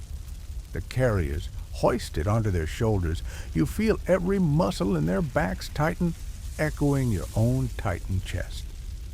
A mainstream historical fact, during the Ming Dynasty, concubines exiled from the Forbidden City were often sent to serve distant estates owned by imperial relatives or trusted officials, their rank reduced to that of lowly attendants. With each lurch of the sedan, you brace against the wooden frame, recalling Section 6's painstaking efforts to set banquet tables. Tonight, your life is the table, and every betrayal a dish served cold. As the sedan glides through the winding alleys of the inner court, you catch a final glimpse of the Nine Dragons screen from Section 1, its iridescent glaze flickering once more. A guard, noticing your stare, leans in to whisper that the dragon's gaze will follow you even in exile. You suppress a shiver. Dragons that travel are more menacing than any fang-bearing guard dog. A joke surfaces, perhaps the Emperor is stating, "My wrath follows you, even to the boonies. But at least there's no fan to hold over your head now. Only the stifling heat of uncertainty." The sedan emerges into a cobblestone street where the air smells of horse dung and early market wares, not the jasmine-buttered teas of Section 10 or the lotus-scented breezes of Section 4. You clutch the cracked jade amulet from Section 12, reminding yourself of roots of jade enduring through trial. You wonder if its cool surface can protect you in this new wilderness, or if it's merely a fragile token of a life half lived. After an hour's journey, you cross the Meridian Gate, the last barrier between life in the palace and the unknown expanse beyond. A tutor once told you that Meridian Gate marked the line between divine status and mortal imperfection. Today, you stride across it as a woman stripped of both favor and status. A fringe rumor whispers through your mind some concubines tried to bribe instead of remorse their way across that gate, slipping coins into guards' palms. Though historians still argue whether any coin ever bought genuine clemency or merely quickened the shackle tightening. You suppress the urge to wish for a coin of your own, reminding yourself that bribery now means nothing. The Emperor's gaze, once a beacon in Section 8, has gone cold. The sedan emerges onto a dusty highway flanked by gnarled willows and flaxen fields swaying in the breeze. You sense a shift in the air. The faint tang of wild grasses replaces lingering camphor. Two eunuchs follow on horseback, their silence more foreboding than any shouted command. A joke flits through your mind, at least in the capital. If you stumbled, someone might catch you. Out here, the ground feels ready to swallow you whole. As the sun climbs, the landscape unfurls into rolling hills and patchwork fields. Nearby peasants pause their labor to stare, backs straining under sacks of grain. You catch glimpses of startled faces, curiosity mingled with pity or perhaps envy. Any glimpse into palace intrigue is worth a hushed conversation. You recall Section 9's New Year's festival, where even commoners dared not peek at royal ceremonies. Now you stand as living spectacle, your exile a public equation of shame and undignified fascination. By midday, the sedan arrives at the gates of the remote estate, a sprawling manor of weathered stone half concealed by ivy. The entrance gate creaks as though protesting the arrival of one it was never meant to harbor. You disembark, legs wobbling, as you step onto a gravel courtyard. The air crackles, with the scent of chrysanthemums and damp earth, a fragrance so foreign it makes your chest tighten. A steward in plain brown robes greets you, bowing deeply. "Welcome, Lady Liu," he intones, lifting his head only briefly before lowering it again. Even his tone betrays a measured distance. You nod, offering a polite bow, the gesture hollow against the cavernous silence. Inside, the manor's halls are vast and nearly empty. Portraits of unknown ancestors' stern visages in brocade line the walls, their eyes cold as they appraise your arrival. A ghostly echo carries through the corridor, recalling Section 3's harmony lessons. Here, no guqin strings invite comfort, only the hollow rattle of boots echoing against marble. A joke teases your mind. Maybe those portraits scowl because you forgot to curtsy.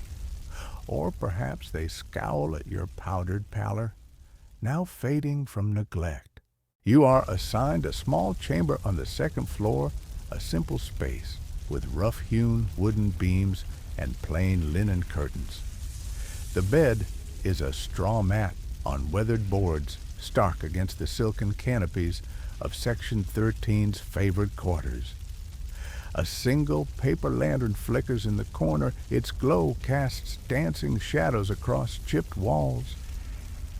You set your satchel down a worn pouch containing the tattered scroll from Section 13 and the jade amulet pressed to your palm. A quiver of longing clenches your diaphragm. You yearn for Section 11's tender moments, cradling Princess Shuyu. But today, laughter is as distant as lotus petals scattered in a desert gale. Outside, you wander through the estate's grounds, a cold breeze rustling through sprawling fields of untrimmed grasses. A lone willow weeps by a murky pond, its reflection hidden beneath layers of algae and fallen leaves. Where Section 12's pure lotus pond once offered solace, now you behold stagnation. You dip a finger into the pond's scummy surface, tasting earthy grit that reminds you of powdered ginseng stirred into tea. You recall Section 10's apothecary echoes. Today, no doctor's herbs soothe you, only the roughness of isolation. A distant dog barks, and you realize the estate is inhabited by only a handful of farmhands and a few elderly gardeners. A woman in faded robes tends withered chrysanthemums, her hands stained with soil. She glances at you, offering a curt nod, no smile or greeting. You recall Section 5's beauty rituals, where every smudge of dirt invited scorn. Today, the soil is your constant companion. If you fall in it, no eunuch appears to lift you back into grace. You inhale deeply, letting the fresh country air fill your lungs, though it tastes like sorrow.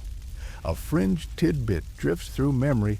Some exiled concubines found solace in secret tending of remote herbs, bartering salves with local peasants to survive.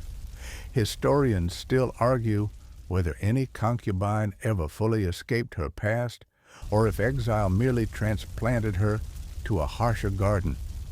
You run a hand through your hair, brushing loose silver strands into your face, and wonder if you might try healing herbs, or if every leaf carries the emperor's gaze beyond the horizon. Walking further, you find a dilapidated pavilion overlooking sun-bleached rice paddies. You perch on a cracked stone bench, tracing its intricate carvings worn smooth by wind and time. A solitary lotus motif remains etched into one pillar, a survivor of seasons long past. Your fingertips rest on the cold stone, recalling Section 2's murmur of lotus gardens bathed in moonlight. Now, the lotus here is a ghost's memory, its once vibrant petals reduced to etched echoes. A joke surfaces. If sunlight can't coax a bloom, perhaps no amount of makeup or jade rollers could restore what's been lost. As dusk approaches, the manor's lamplight flickers on one by one, revealing more empty rooms in their glow rooms you will likely never enter. You recall Section 14's promise of uncertainty here. No tutor awaits with posture corrections, no swordsman guard your steps, and no emperor's gaze demands your beauty. Instead, twilight brings a hush, punctuated by the croak of frogs in the pond and the distant stomp of a ram's hooves. You lean against the pillar head, bowing under its silent weight. This is solitude, unadorned by palace niceties. Night descends, fully draping the manor in a sable cloak. You return to your chamber lantern held aloft and set your scroll on a small wooden table. On the wall hangs a faded tapestry depicting phoenixes soaring above misty peaks, tokens of Section 8's promise that concubines might rise again from ashes. You stare at the tapestry, wondering if a phoenix can emerge from a desolate reed hut as from a gilded hall. The air smells of damp plaster and candle smoke, each inhalation a reminder that comfort is now scarce as jade dust. You lie on the straw mat, drawing your tattered quilt close. A light rain begins pattering against the window, the sound like distant whispers negotiating betrayals. A joke drifts through your mind. At least rain is honest. It doesn't pretend to be warm. You clutch the jade amulet, pressing it against your heart, its cool solidity both comfort and condemnation, a reminder that beauty's currency holds no value here. As you drift toward sleep, memories weave through your mind: the Emperor's Nod in Section 3, the rainforest of intrigue in Section 4, the joy of childbirth in Section 11, and the ritual readings of Section 12. Each memory is a petal from the lotus of your past, beautiful, yet fragile, now wilting under exile's harsh sun. Yet within that wilting, there is soil for new roots, as jade beneath pressure becomes stronger rather than brittle. You exhale, letting the rain's gentle rhythm coax you toward slumber, promising that tomorrow's dawn will come whether you are ready or not. In the hush of the remote estate, you conclude that exile is merely another stage in a life shaped by fear and fleeting favor. Outside, the rain continues to fall, each drop a note in a lullaby, composed by distance. You close your eyes, letting the sound carry you into dreams where phoenixes might yet ascend, and lotus petals, however withered, might find new ponds to graze. You wake before the first lantern flickers to life, the manor shrouded in pre-dawn gloom that feels as heavy as a silk coffin. Today, you stand before the bamboo screen, a modest partition dividing your small chamber from the rest of the estate, where your final judgment will be pronounced. The scroll that once chronicled your rise and fall in the inner court now lies at your side, its inked petals fading like your own story's flourish. Historians still argue whether bamboo screens in exile homes were purely decorative or served as literal barriers between ostracized concubines and curious estate residents. But today's screen feels insurmountable, as if it blocks not just a hallway, but your very destiny. You dress in a plain spectacled gray robe, no longer jade brocade, no longer the soft jade hue that lifted eyes in Section 12's rituals. The robe's coarse linen pricks at your skin, reminding you how far you have fallen since Section 5's silky layers. Outside, a light mist clings to the estate grounds, transforming twisted willows into phantom sentinels. A farmhand approaches, carrying a pitcher of cool water from the stone well, its surface rippling with moonlight's ghost. You accept the pitcher with trembling hands, taking a long sip to steady your nerves. A fringed tidbit flits through your mind. Some exiles drank only well water as an act of penitence, believing that each sip cleansed not only the throat, but also their tainted honor. Whether this cleansing held any truth, or was merely a symbolic gesture, remains debated among scholars. But you hope that today this water washes away your sins as well. The sun begins its slow climb above misty hills, casting pale orange shafts through bamboo stalk frames. A servant leads you down a narrow hallway toward the courtyard center, where the bamboo screen stands. On one side, a simple altar holds a single white candle, a bowl of unseasoned rice, and a porcelain cup filled with clear moon water, a ritual devised to gauge your virtue before banishment. If the candle's flame trembles violently, or the rice tumbles from its bowl when you stand before the screen, it is said to signify that the spirits behind the screen reject your plea for redemption. Historians still argue whether these omens ever held real sway over concubines as fates, or if they provided a convenient pretext for harsher exile.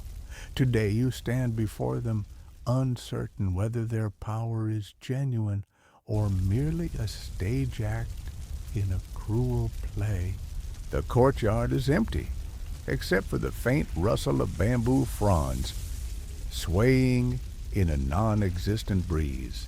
A single servant holds a long-footed mirror, angled so you can see your reflection in the dim light, hair streaked with silver eyes, etched with shadows, lips faintly stained from the rice flour paste of Section 12. You wonder if the mirror shows the true you, a woman shattered by palace intrigues, or if it merely reflects a phantom of former beauty. A joke teases your lips, perhaps. At least this mirror honors your faded grace more honestly than any sycophantic glance from an imperial eunuch. You step onto the stone dais in front of the bamboo screen, the echo of your robe's hymn tapping against cold stone. A tutor from the estate, eyes unreadable beneath a battered bamboo hat, stands behind the screen. His presence strikes you as both judgment and potential salvation. He holds the power to pronounce either redemption or deeper banishment. A low chant rises from nowhere, an incantation or a lullaby, you cannot tell. The hush in the air thickens, pressing against your lungs. You steady your breath and bow your head. The tutor inside the screen clears his throat. In a voice as thin as bamboo whispers, he intones, "Concubine Liu, you stand before the spirits of this estate. Speak your final plea." The voice echoes against bamboo stalks, and you recall Section 14's farewell at the Meridian Gate, no longer a plea for imperial favor, but for space to breathe outside the gilded cage. Now you plea for acknowledgement from spirits you have never summoned until this moment. You straighten, bowing deeply. I stand before you humbled, and without defense you begin, eyes closed, voice quivering.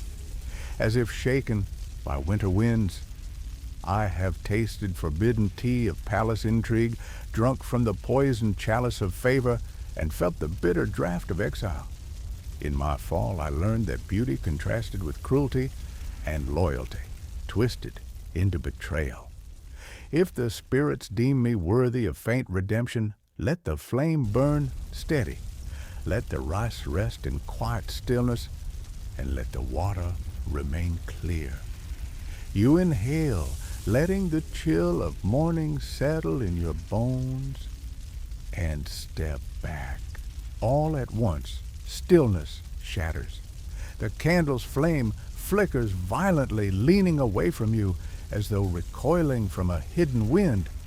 The bowl of rice tumbles from the altar's edge, grain scattering across the stone like crushed hopes. Your breath catches a drumbeat of dread. Moon water ripples in its porcelain cup as if stirred by unseen fingers. The bamboo fronds rustle as though a phantom presence brushes past. A servant gasps and steps forward, but you hold up a hand indicating you wish to remain standing. The tutor's voice emerges from beyond the bamboo stalks. Your plea is heard, he says, tone surprisingly gentle. Though the omens shudder, they do not deem you wholly lost. Drink from the moon water, step beyond the bamboo screen, and go forth to live unloved by the capital, unknown by courts, yet free to forge a life unhinged by the emperor's whims. The final phrase hangs in the morning air like a drifting petal, precarious and beautiful. You step back toward the bamboo screen heart, pounding as if set loose by a runaway horse. A single bamboo stalk parts as though offering you passage. You step through, conscious of each hushed footstep on cold stone. The courtyard feels wider, emptier. The weight of palace expectations dissolves with each exhale. No more lotus gardens, no more silk gowns, no more panoply of tutors and eunuchs. You're simply a woman standing on the cusp of exile and freedom. On the other side, the tutor awaits his hat's brim, casting his face in shadow. He offers a sparse bow. Walk on, he says, voice softer than bamboo rustle. Bend, but do not break. Let life beyond screens be your guide. You turn away, leaving the altar's remnants behind, the guttered candle, scattered rice, and rippling moon water. As you cross the courtyard toward the estate's back gate, the morning mist begins to lift, revealing rolling fields that stretch toward the horizon. The air smells of cold earth, damp grasses, and distant horizons so alien after centuries of incense, camphor, and jasmine. A joke stirs in your chest. Perhaps this exile is a grander stage, one where your life's petals can unfurl without the emperor's shadow. You wrap your gray robe tighter against the breeze, feeling its coarse fabric, a reminder that solace is earned, not given. Each step toward the gate is a step away from ghosts, palace ghosts, who whispered alliances, conspiracies, and betrayals. Now you walk toward a new world, uncertain whether you carry bamboo screens of shame or a map of hidden strengths. The back gate stands open, its wooden doors creaking like sleeping souls. Beyond, a narrow dirt path winds into fields golden with unharvested grain. A lone willow marks a small cluster of cottages where exiles and commoners live in shared anonymity. In the distance, a plume of smoke curls from a chimney. A hint of life beyond the bamboo echoes through your mind, laughter of children chasing chickens, the clink of pottery, the scent of fresh bread baking in stone ovens. You step past the threshold, bile twisting in your stomach, but chest rising with cautious hope. With each footfall, you shed layers of palace life, the toque of eunuchs, the scurrying of concubines, and the hush of silk pavilions. Instead, You carry only what resides beneath your skin, resilience carved from jade poems, scribbled in secrecy, and memories that glow like embers beneath the ash of exile. As you walk down the dusty path, the bamboo screen recedes behind you, its slender stalks weaving a final curtain across your past. The morning sun warms your back, and the horizon's golden haze invites you to wander into a life unwritten, free of courtly expectations. You reach into your robe's pocket and touch the cracked jade amulet from Section 12, feeling its cool solidity. It pulses with a promise, though banished, your spirit remains unbroken. Each step leads further from palace corridors, yet closer to a world where identity isn't forged by imperial whim. You recall Section 1's rush through the Forbidden City's gates not as a hopeful concubine, but as an innocent girl believing in destiny. Now, destiny unravels, permitting you to choose anew. The path ahead is rough, strewn with thorns of hardship, yet each thorn is a teacher, guiding you toward a life once unimaginable behind red halls. You pause at a small stone bridge, its planks moss-covered and arched over a trickle of clear water, a humble reflection of Section 3's gilded pond. You dip your fingers into the stream and lift them wet to your lips, tasting earth rather than rice flour paste. The water's coldness pricks like truth. Exile offers no luxurious intimacy, only raw experiences to shape your will. Beyond the bridge fields, stretched to the horizon stubble of rice paddies and scattered wildflowers brushing golden strokes on the land.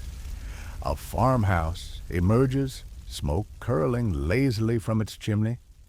You imagine a hearth filled with flickering amber light and a rough quilt to warm your bones. The notion feels both foreign and welcoming. No eunuch will correct your posture here, nor tutor demand flawless recitation. Instead, you'll cook over a smoky fire and forge stories from unpolished threads. You take a final look back as the bamboo screen dissolves into morning haze. No longer a barrier, it's merely a silhouette, an echo saying, "You survived this. Now forge the rest." You close your eyes and breathe deeply, letting field air fill your lungs. Stepping forward, your sandals kick up a whirlwind of dust that settles behind you, marking the path of your exile. With each stride, the palace's scrutiny recedes further. You hold your head high, knowing that exile may be your last fate, yet it is also your first awakening. You are no longer a concubine defined by rituals, tributes, or screens. You are at last simply you, a woman, free to shape her own story beneath open skies. You walk on, leaving behind the bamboo screen and its omens. Ahead, the field stretches out like an inviting canvas.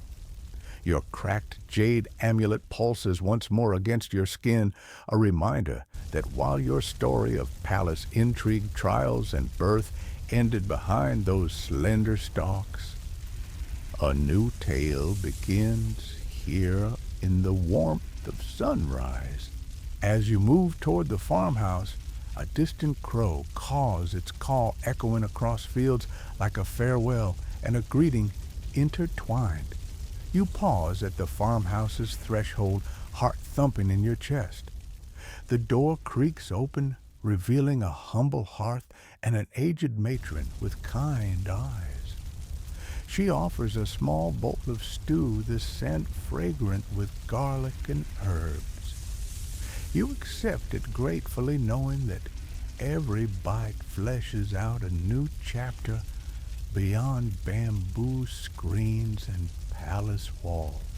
That night, as you lie on a straw mat in a simple room lit by a single oil lamp, you remember red walls, silk gowns, and lotus ponds, but they feel distant like dreams from a life that belongs to someone else.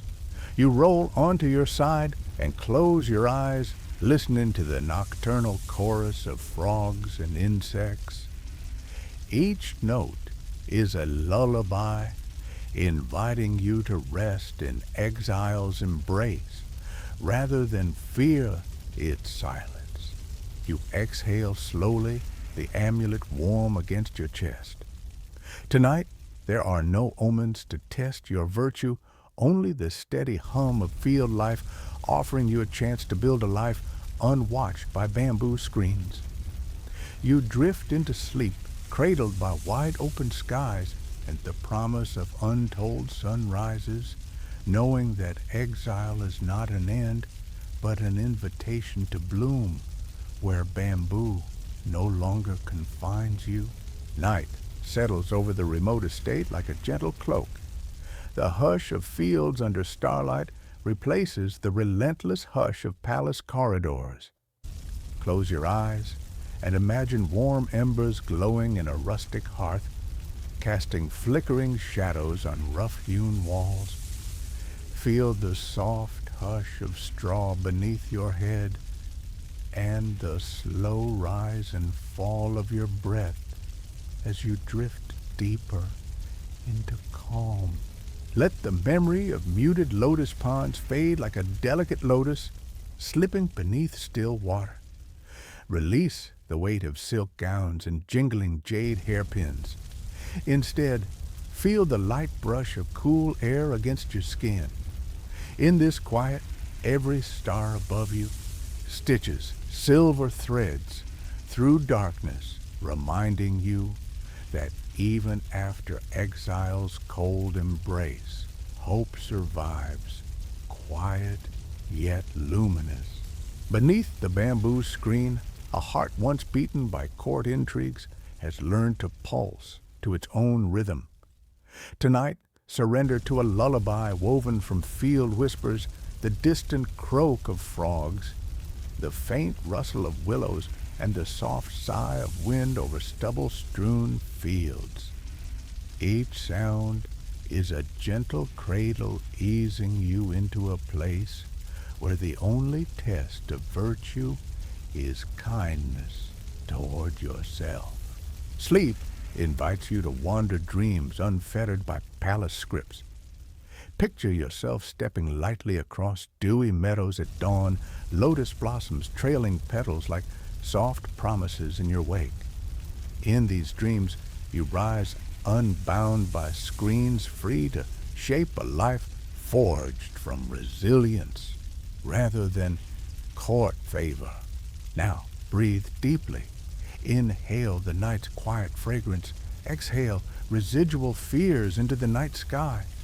Let every doubt settle like dust on distant rooftops beyond your reach.